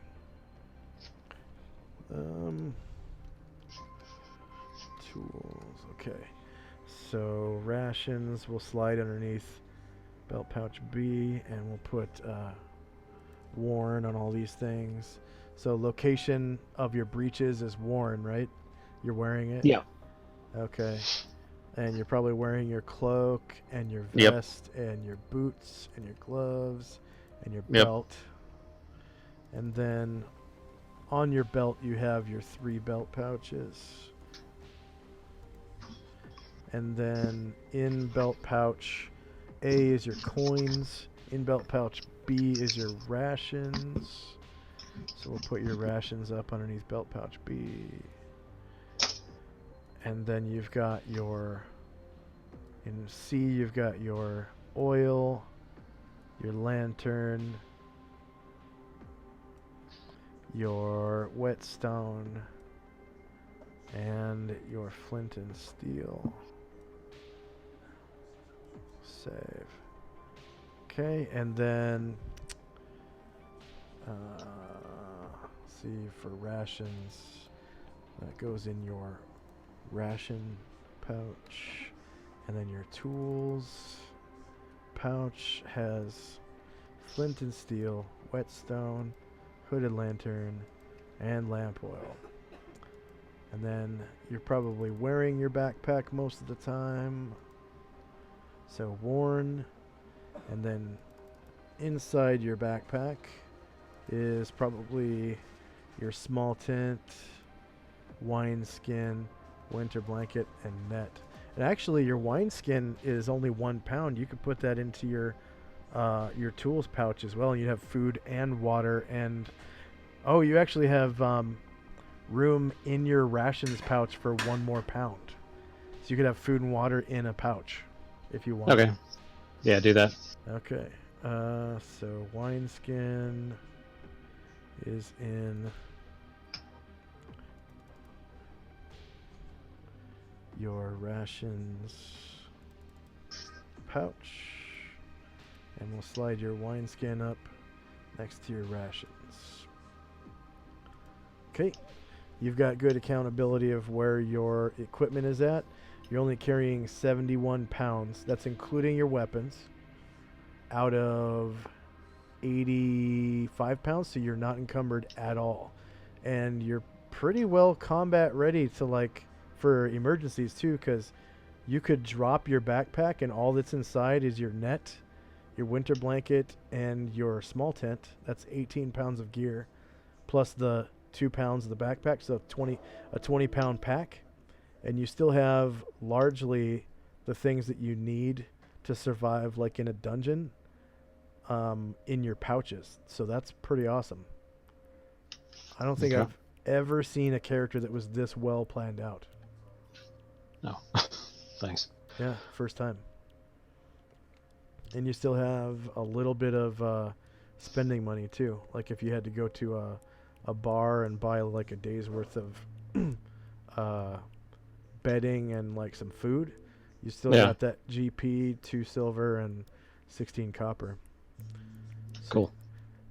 Paladins are supposed to try to stay poor.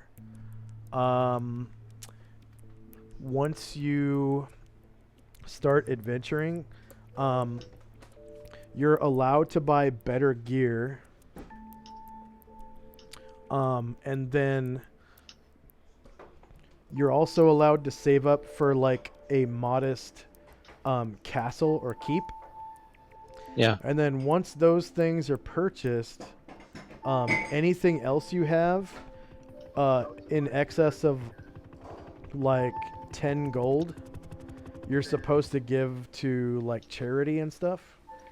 And then you're also required to tithe 10% of all of your earnings to your charity, whatever charity you choose.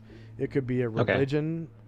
It could be a religion. It could be like a halfway house. It could be an orphanage. It could be the government itself. Anything that's a charitable organization. Like if it's a government that has welfare, like that could be your charity. So. Okay. Cool. But, yep. So your character is done, other than your backstory. So let's look at a couple of things. Right now, the player characters are in pretty much the perfect spot for a paladin, because the place where they're at, it's called Enervia City. It's the capital city of the country of Enervia. It's an island country off the west coast of the continent of Panoplia. Panoplia is essentially my European type of continent, and Enervia is like my version of England, pretty much. So everyone talks with an English accent like this, you know, and so your typical peasant might be a little dim-witted and talk like this, you know. Okay. And so there's still a king, despite everything that's going on back east. There's still a king. There's still lords and ladies and all that stuff. So it's one of the last kingdoms left, and it's the great kingdom of the West, basically. So just off the west coast. Yeah, perfect spot for paladins.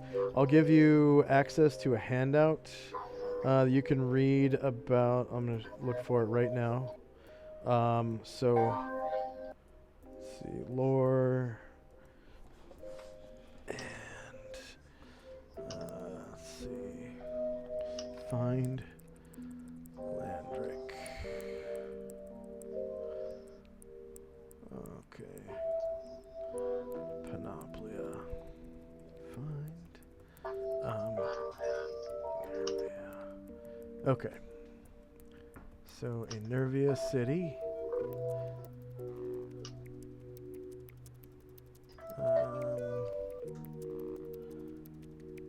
Nicholas H. Save changes. And show to players. So there's a little bit about Enervia City itself. It says rare items available in Enervia City is full plate mail, diamonds, sapphires, and amethysts. Enervia City is the capital of one of the great monarchies of men, known as Enervia. The current ruler is King Landric of Enervia. Landric is the youngest man ever to take the throne of Enervia due to the untimely demise of his parents in a storm in the Gaul Channel off the east coast of Enervia. These events brought about the end of the 4th Eon, giving rise to the Eon of Adventure, the 5th Eon. It was actually prophesied that he would become the youngest king. Enervia City was the headquarters of the good side of the Great War in the 4th Eon. The great monarchies of men fought alongside the gold dragons against Gogatun and its evil, accursed lands. The forces of the great monarchies pushed the evil men back into the hills of Fupiet, which is swampland. And then it goes up into some foothills, and then the Great Barrier Mountains are where Gogatun itself is a stronghold. At least they were hills back then. Now the rumor is that Fupiet has sunk into the crust and become a swamp. After the end of the Great War, the Gold Dragons used the White Towers as their roost till the end of their days, and centuries have passed hence. Enervia City is also the home of Adolf Gall, the Archmage. He is King Landric's chief advisor and holds the title Defender of Panoplia for all his adventures in the days of the 4th Eon, when he was a member of the Troop, a band of traveling adventurers. Enervia City was the source of much drama for a time, as its laws and mores demanded that humanoids not enter its gates. In fact, this political climate reached its height in the year 1 AE5, so that's the first year of the 5th Eon, and the 5th Eon is the Eon of Adventure, which is the current Eon. So this was about 9 years ago. When St. Luther Crucible was assigned to replace Father Martin in Enervia City as the high priest there. After Father Martin was excommunicated for preaching cruelty to humanoids by Cyrus Muldoon. He was excommunicated by a paladin. A paladin of Modavan, Luther was dubbed a saint by the people for his healing miracles on the soldiers in the Mithril War, which happened between, I think it was 8 AE5 and 10 AE5, the current year. The saviors of Enervia City, Yoshi and Stan in the Gaul Mountains, they were getting gored by several trolls at the time. Burlo came to their aid by one-shotting one of the trolls with his great axe, and Burlo then became fast friends with Yoshi and Stan, the saviors of Enervia City, whose golden statues were later erected in the center of the arcade in Enervia City. So you'll probably need access to King Landric, and I'll put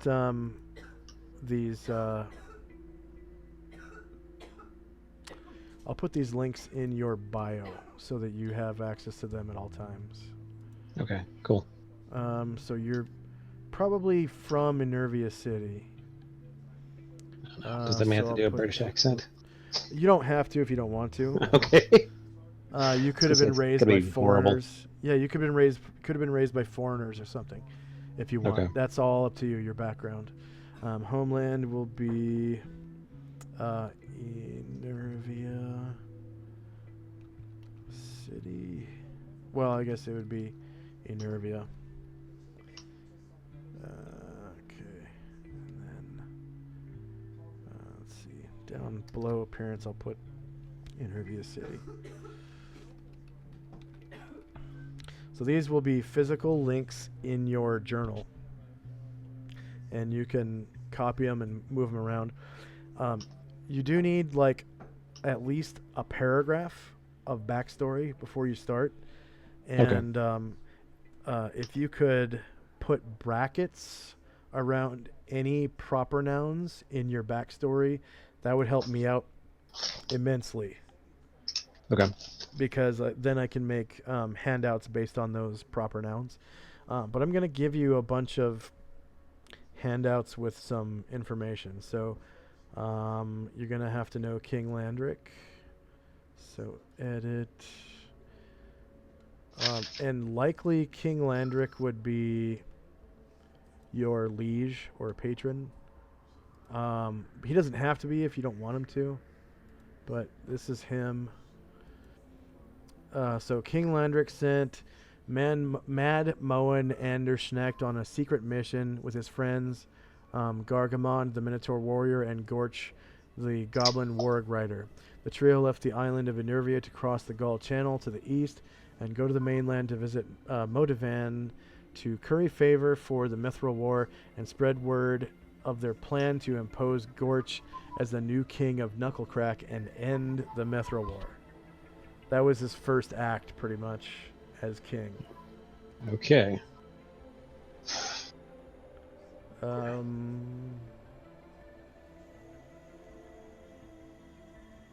that's his appearance and whatnot. You probably need access to Enervia itself. So edit. And Nicholas H. Save changes. So Enervia is a large island off the west coast. Whoops. A large island of the west coast. Okay. Off the west coast of Panoplia. It is considered to make up the majority of the western Panoplia region. Enervia is the home of several human and demi-human civilizations.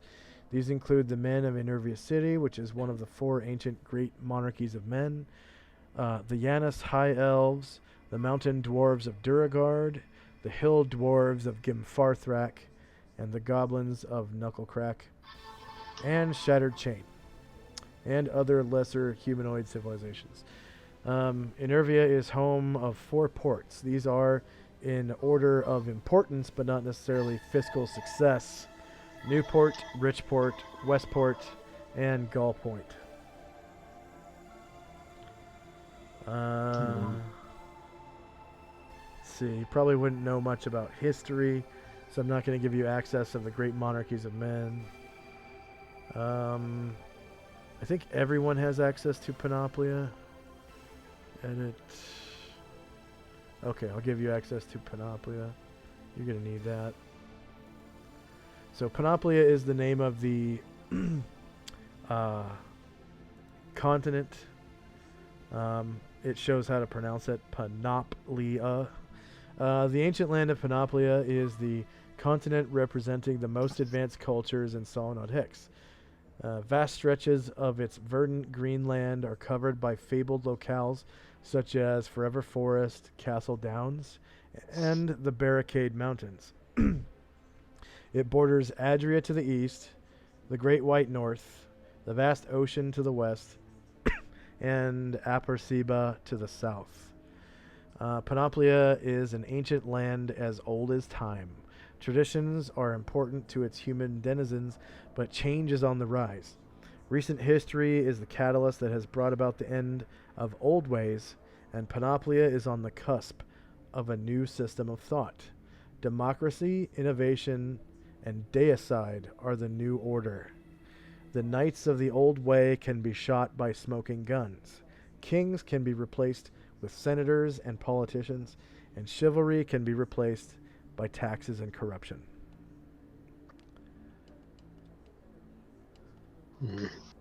Okay, let's see. Homeland. Race clan would be the men of Panoplia. Basically means a white guy. You can be actually any race you want to be. There's Etruscans are essentially Native Americans. Apercebans can be basically sub-Saharan or pre-Saharan Africans, which is like could be anywhere from brown skin all the way to like as dark as possible, like desert people. Um, and then Adrians are they're similar to like tall like Koreans mixed with people from India. So tall, like medium skin and like I don't know what you would call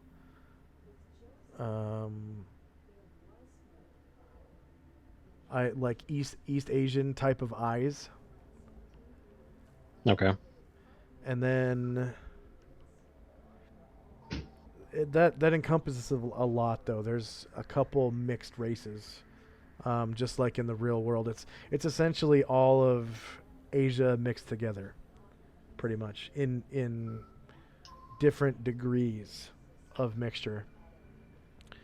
But most people kind of take on this. Let's see, I'll show you.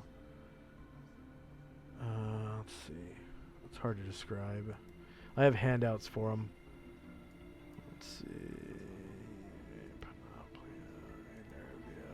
Nervia City. Laura, there we go. So, dispositions. Eastern Panoplia, Northern Panoplia, Adria. Okay, here we go. This is what Adrian people are like. Let's see, edit.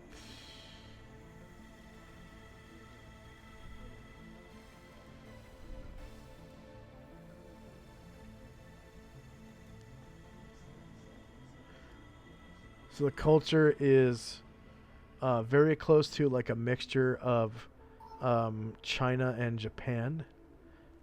There is a lot of rice farming and vegetable farming.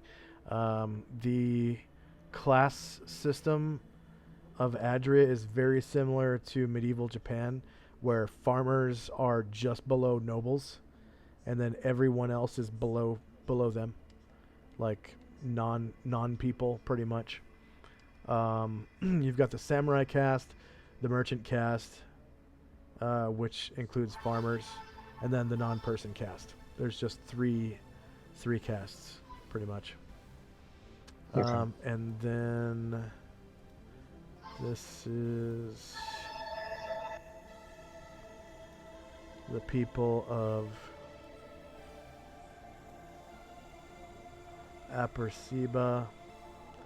Parsiba, that's right. It's a deep and broad continent reaching from a temperate region south of Panoplia and bordering Adria in the northern hemisphere, all the way to the southern shroud in the southern hemisphere. The painted men of Parsiba are tribal nations and nomads with scatterings of desert civilizations. The flora and fauna of the continent are inhospitable to human life, and many plagues beset mankind here.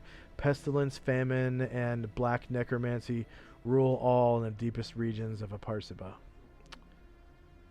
And then we've got Etruska.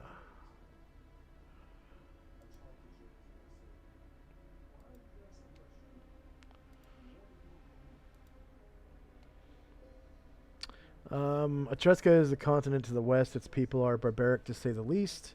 The Purple Mountains are home to many dangerous shadow dragons, which have attempted to spread their powers across the land. And the fruited plains of Etruska are the cradle of its civilization. So most people live on the plains. A few in forests and mountains, but mostly on the plains. A lot of, buffalo hunting and stuff like that. And essentially Native Americans is the culture. Mm-hmm.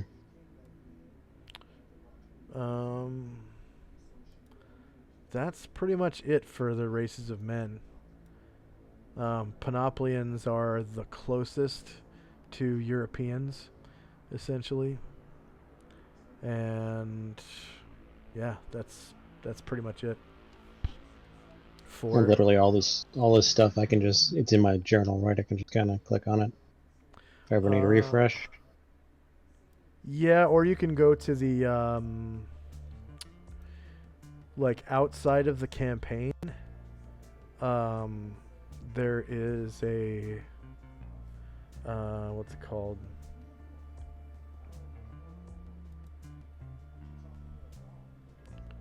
Let's see.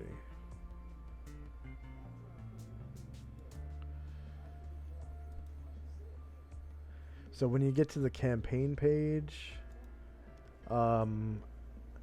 it is called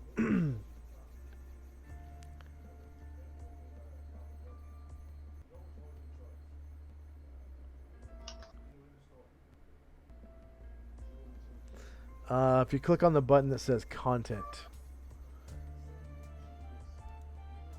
and then go to external journal, that will show all the characters and handouts to which you have access. Oh, cool. Crap, that's a lot of stuff. Yeah. All right. There's some So characters. lots- There's some characters lots in there that happening. are like world famous, pretty much. Okay.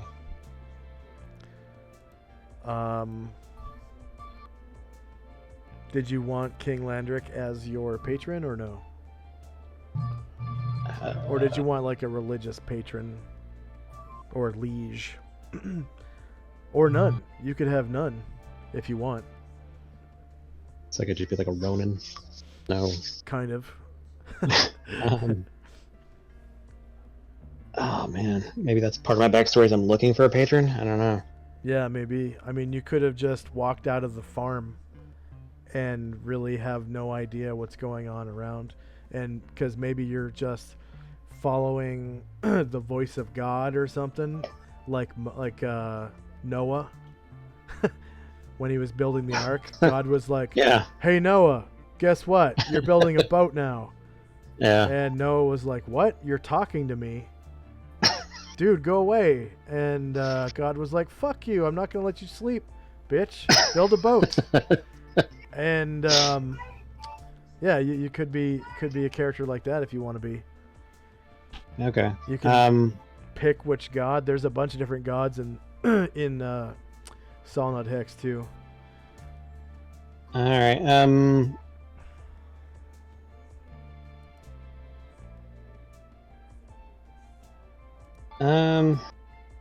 Yeah, maybe just I don't have a patron right now, and I'll kind of work on it. Okay. So no. Where are the different gods listed? Or is it kind of just spread out? I have them in my lore handout here. So gods are arranged in different echelons. You've got greater powers, intermediate powers, and lesser powers. Lesser powers are things like religious notions that aren't actually gods, like Taoism is not an actual god. It's just like a religious practice. There's also there's actually lesser gods. Coyote, raven, and snake. They are essentially barbarian gods. They're called the beast gods in my campaign. And most tribal people throughout the world worship either coyote, raven, or snake for the most part. And then there's essentially Buddhism, which is called Lao Tzu. Lao Tzu is the legendary philosopher who compiled the Tao Te Ching, the basis of Taoist thought, which is like early. I think that was early Buddhism, or is it Kung Fu Tzu? Yeah, Kung Fu Tzu, Confucius, great teacher. Yada yada yada. Yeah. So it's Tao and the Way, I think. Okay. Man.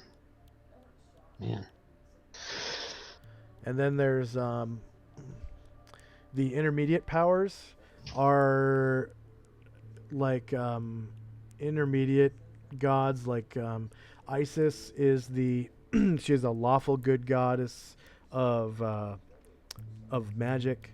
Raiden is a chaotic evil god of um, thunder and archery, and he's usually worshipped in the east in Adria. Set is a chaotic evil god of like desert storms. He's usually and of cobras, and he's usually worshipped in Aparsiba. Ushas is a lawful good goddess of the sun. She's mostly worshipped in Adria, in the east. Loki is like a chaotic neutral god of trickery. He's pretty much worshipped like all over Panoplia by certain people. Freya's she is a neutral goddess of love, passion, and fertility. She's worshipped all over Panoplia. Poseidon is a I think he's chaotic evil.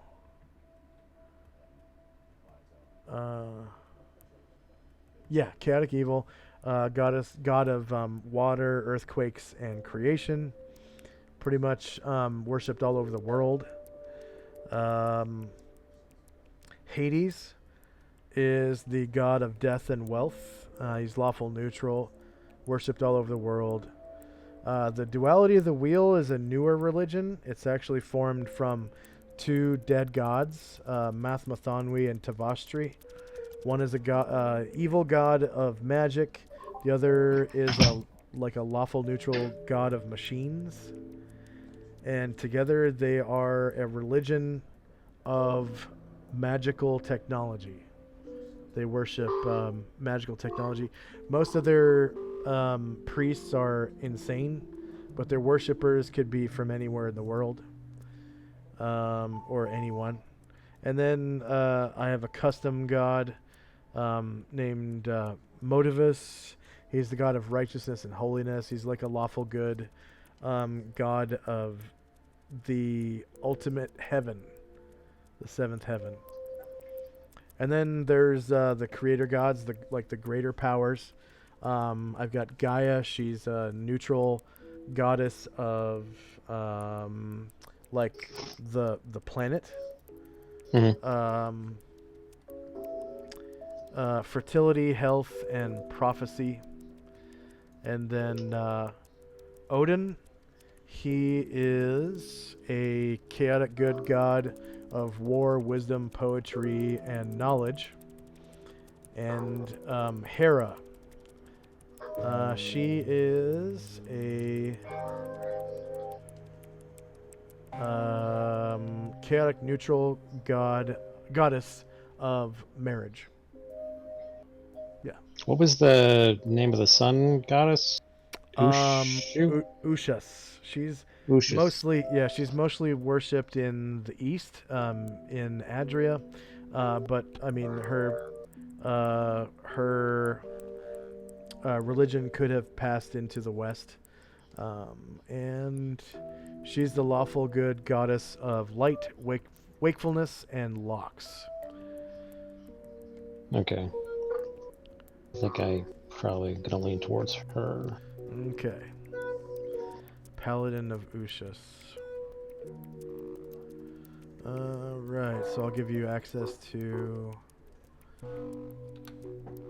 Ushas. Whoops. And then your gender is, of course, male or female? Male. Okay. Social class. Do you want to keep the social class that you randomly rolled? Where's that at on there? It's just below your ability scores. It was lower middle class. You could be from a family of stonemasons, leather workers, carpenters, animal trainers, tailors, gamblers, healers, sculptors, bodyguards, shop owners, blacksmiths. Yeah, that's fine. Okay, which type of business? Yeah. Junior officers, scribes, brewers, cobblers, landless knights, minor landowners, merchants, weavers, farmers, minstrels. Artisans? Okay.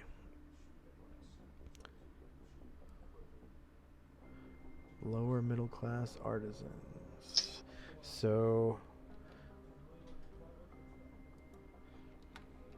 they could be like architects, stonemasons, stuff like that. Your marriage status, are you divorced, married, single, engaged, widowed, Let's go with single. single? And then birth rank, are you firstborn, secondborn, thirdborn, fourthborn? First. Okay, firstborn. Your siblings, do you have 1, 2, 3, 4, 5, 6 younger siblings? Let's go with 2 younger siblings. 2. You said your hair was black? Yep. And your eyes? Brown. Okay. And now that we know your equipment, what's your appearance? Or did you want to write that yourself? Because you're wearing like some kind of hide, like maybe bear hide or cow hide or wolf hide. You know, you have black hair. You're pretty tall from what I recall. You're what, 76 inches? So 6'4". Okay. Yeah, Wow. 6'4", Tall. and pretty thin. 2 swords instead of a sword and shield. That's auspicious. Very young, 17. Yeah, the 17 is 6'4". Damn good looking too. Charisma 17 and strength 17. You're pretty muscular. Not like not bodybuilder muscular, but probably like Sylvester Stallone muscular, like in his early days. Oh. Yeah. So, what part of my appearance do you want me to come up with? Just like this would be the part of your character sheet that you would read off to other people when I ask you to describe your character. Oh, okay. Yeah,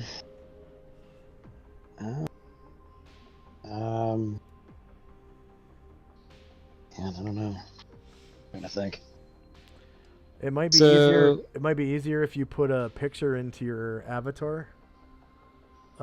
If you open your character sheet and click on edit, you can actually put in a picture of your character. Like if you want to grab a picture off the internet of a fantasy character that you like, it could be a full body shot, could be a close up of the face, could be a picture of someone who drew an actual paladin, could be just a regular guy wearing clothes that would show what you look like out of your armor or whatever.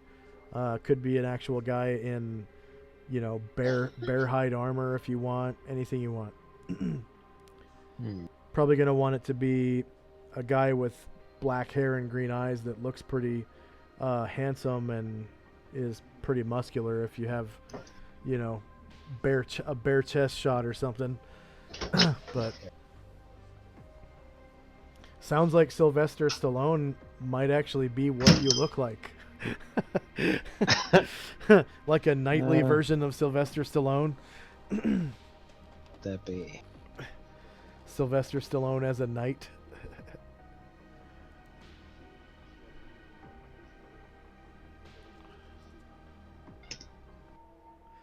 Black hair, brown eyes.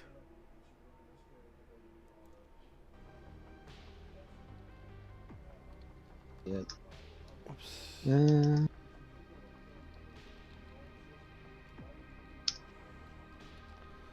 Sylvester Stallone knight.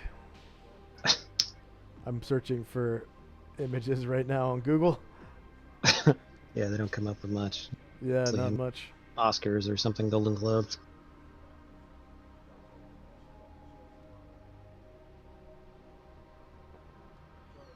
He never played a knight or anyone who wore armor, to my knowledge. So no, someone would have to Photoshop his face over a knight's face. I mean, I can't tell. hold on. I think I found some.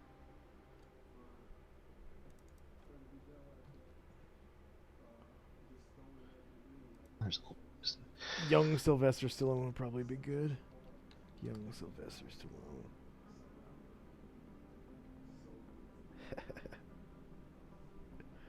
See if there's any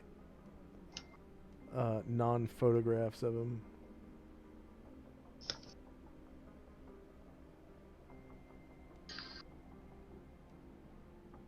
around here.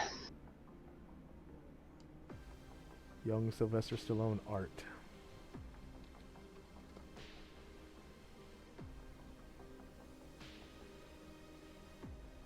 I'm wearing hide though.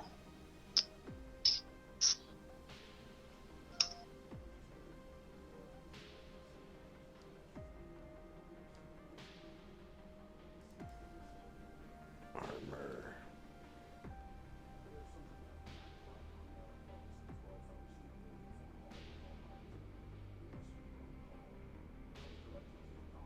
Oh. Him as Judge Dredd. He was kind of wearing armor. Kind of. Kind of. Found. I kind of found something, but it doesn't quite fit with the wearing. Hmm.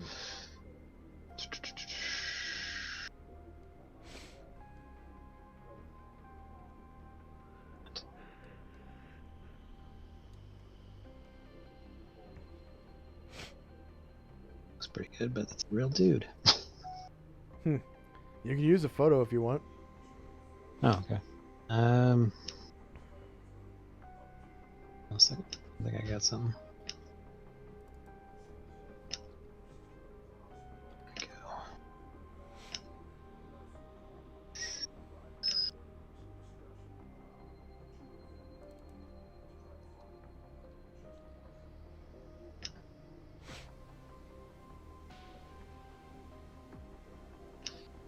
Oh, there we go. I gotta see this. That's cool.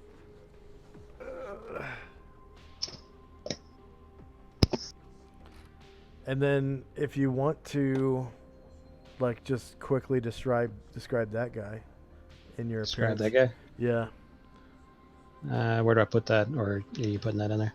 I can type it for you if you want to just tell me what to type. Okay. I'm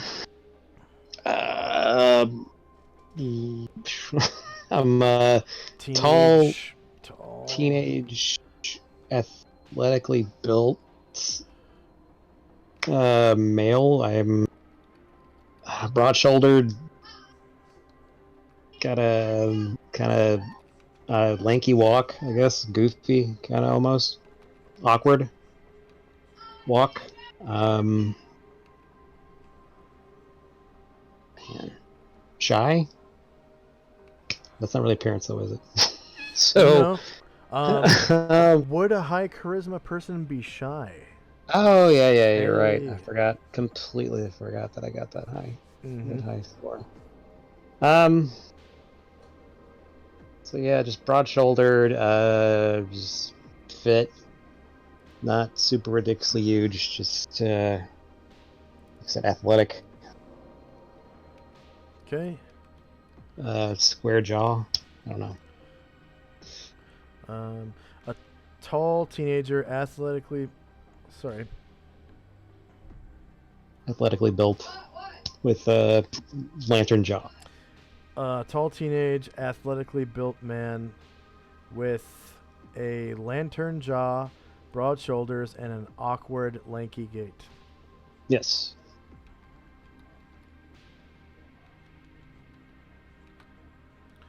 Save changes.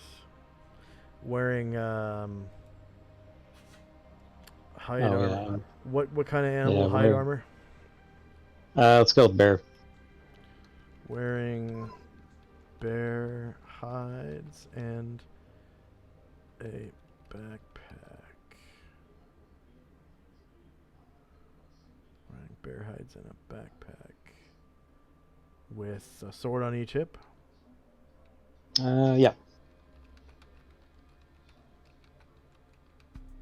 I'm assuming that I'm tall enough for those long swords to work. Oh yeah, that yeah. way. The blades are like 3 feet long, so Okay. most people carry the swords so that the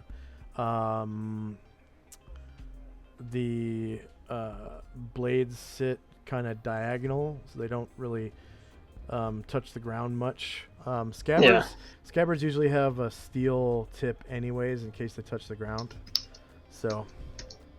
Okay. All right, and then your race and clan is, of course, the men of Panoplia. Men of Panoplia. And then, let's see, player's name is Nicholas H. And then family is Slavendar family? Yep. Or Slavendar? Slavendar. Sounds better. Yeah. Okay.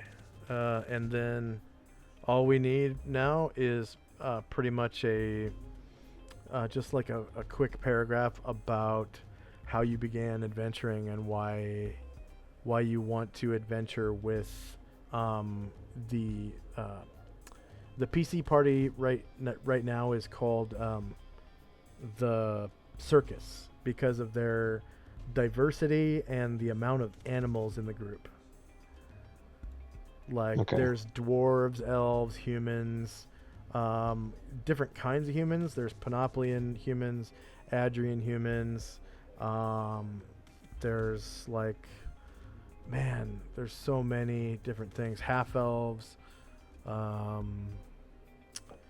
There's a barbarian. There's gray elves. There's drow. There's a high elf. This is all in our group? Yes.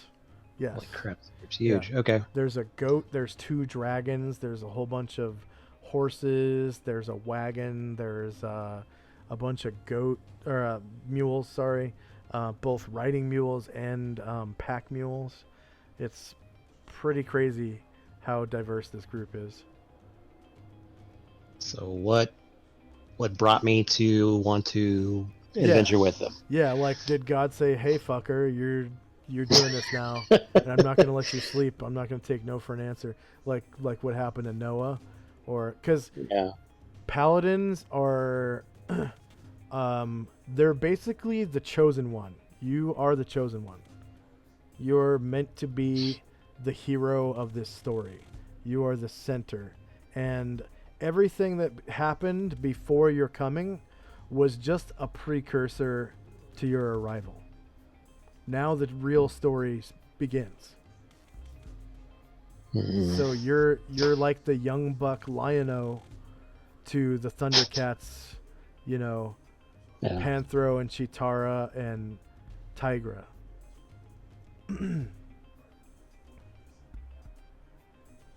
Yeah.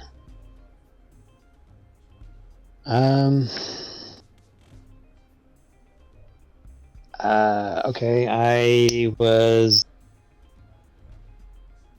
Man. I have a...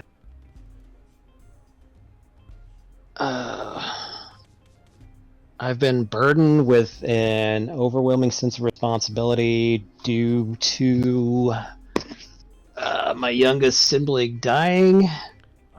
Okay. So Matris has been burdened with the overwhelming sense of responsibility to his youngest sibling's death. I was forced out of my home because my parents blamed me for it, and that's kind of set me on the path of looking for, discovering the patron I discovered, and looking for a way to make things up in the eyes of my patron, because to me, I don't feel like I'm worth it. Okay, so his parents forced him out of his home and blamed him for his sibling's death, and then what?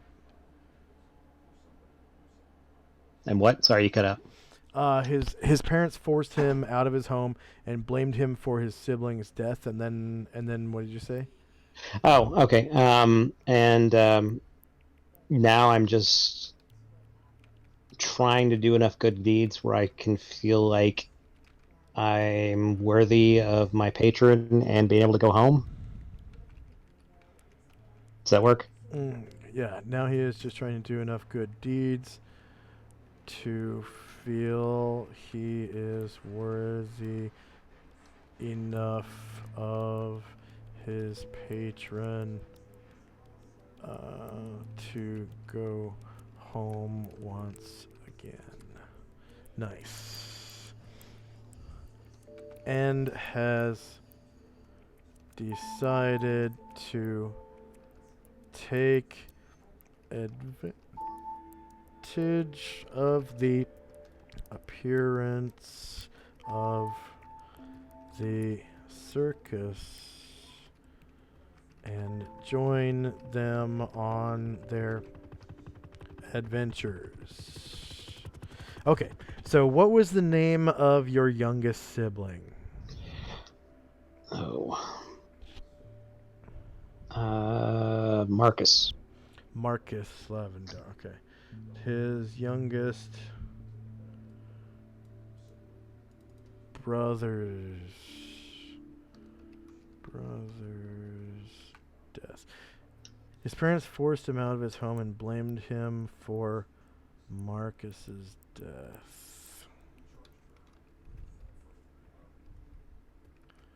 Marcus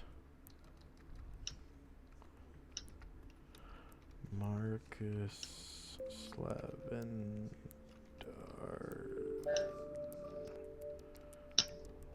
death. Okay. And then what are the names of your parents? Trying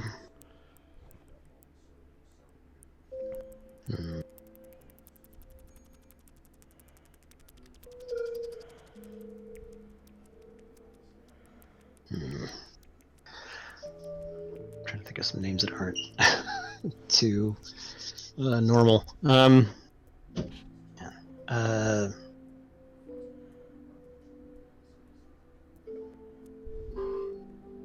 Matthias is the dad, and Josephine's the mom. Does that work?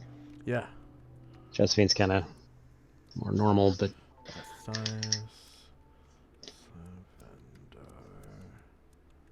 kind of going with an M theme for the males. Josephine. His parents.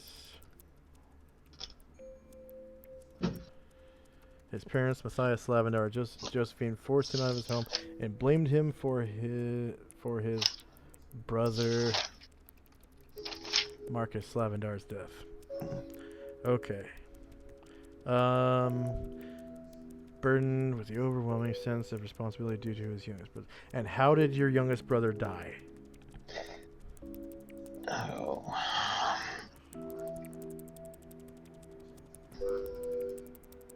Was it like wolves when you took him out on I was thinking like a hunt.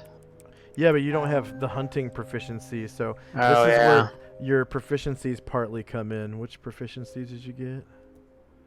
Oh man, I have to go back. Your proficiencies usually kind of help you with your backstory a little bit too. Ambidexterity, longsword, healing, swimming, alertness. Maybe you took him swimming out in Enervia Lake or something, and he drowned. He drowned. Yeah, that works actually. Yeah. Our mother had me take both of them out to go swimming, and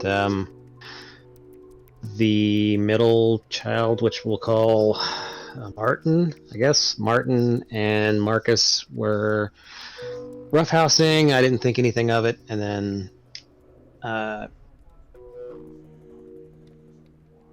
Marcus accidentally hit his head on a rock and drowned. Yeah. Uh-oh.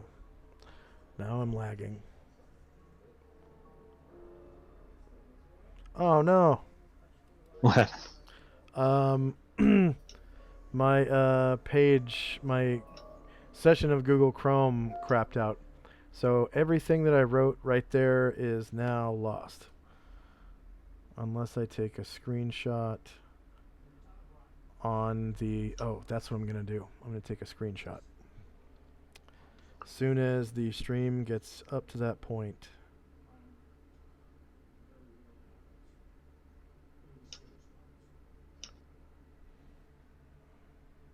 Yeah. Yeah, there we go. I've got the whole thing right here. Nice.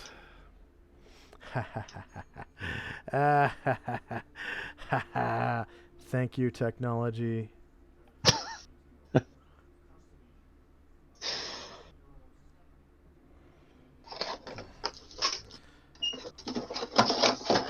Okay. So while my my virtual tabletop is loading right now, I'm just gonna go use the restroom real quick. Like, just give me 1 second. I'll be right back. All right. Okay.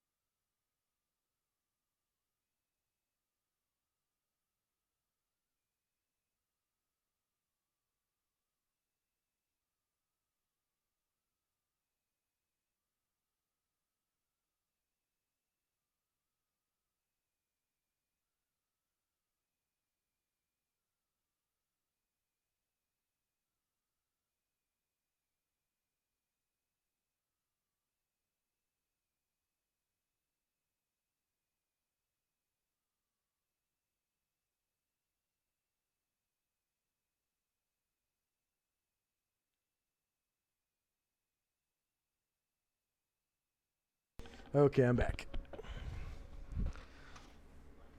Are you still there? Yeah, I'm here. Okay.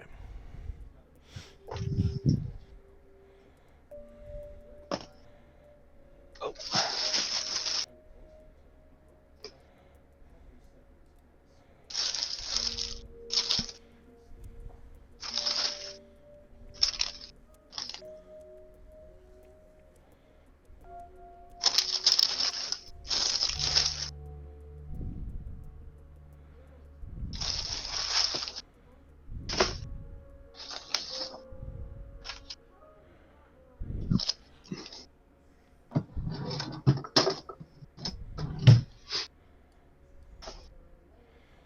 Okay.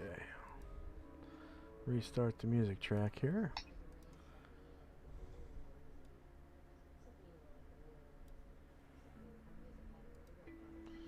And reopen your character sheet.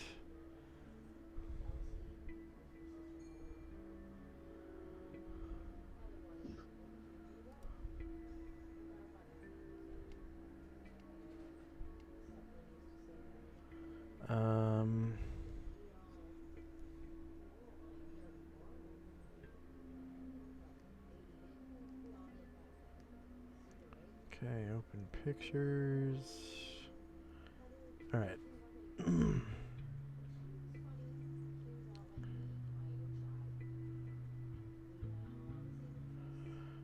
Matris has been burdened with the overwhelming sense of responsibility due to his youngest brother's drowning death. How about just drowning instead of death? Yeah. Drowning. Yeah.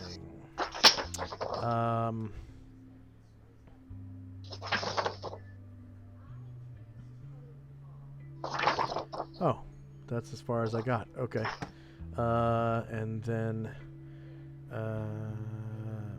his parents, Matthias Slavendar and Josephine, forced him out of his home and blamed him for his brother Marcus Lavendar's death. Drowning.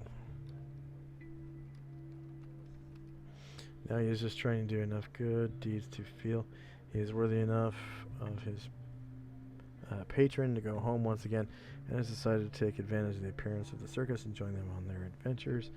Let's see. And then you said something about your other brother and Marcus were roughhousing, and Yeah. Marcus hit his head on a rock and drowned. Okay. Yes. So what was the other brother's name? Martin. Okay. So Martin Slavendar. Okay. So Matris took his brother's Martin Slavendar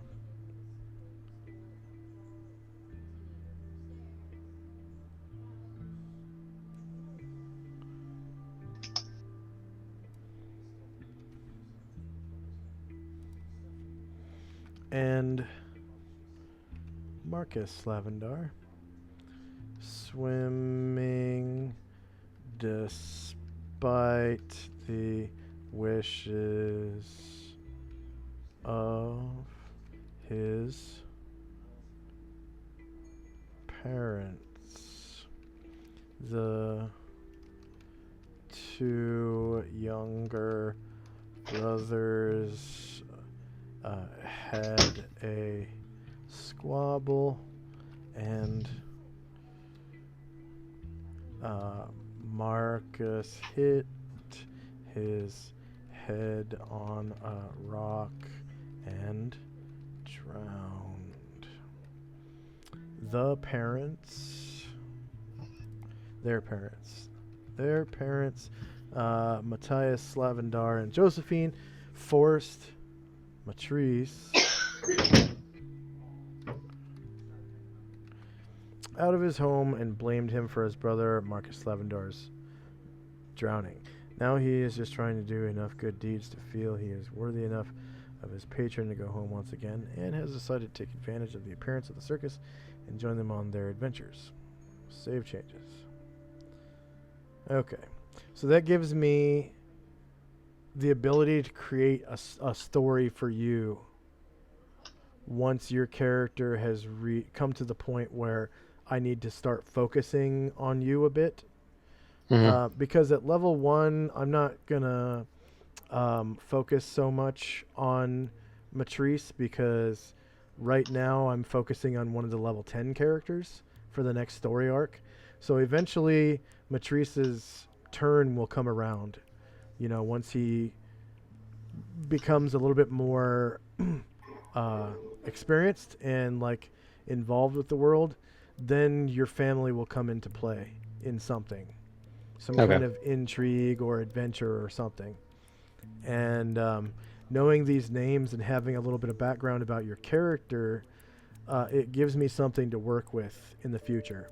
So it's nice to have something for the other players to read about your motivations. And it's also good for me to know a little bit about your background so that I can essentially exploit it later on and make things interesting for you, for, you know, like 1 or 2 adventure story arc or something, you know? Okay. Yeah. Swimming at Enervia Lake, probably. The lake around Enervia City. Okay, edit.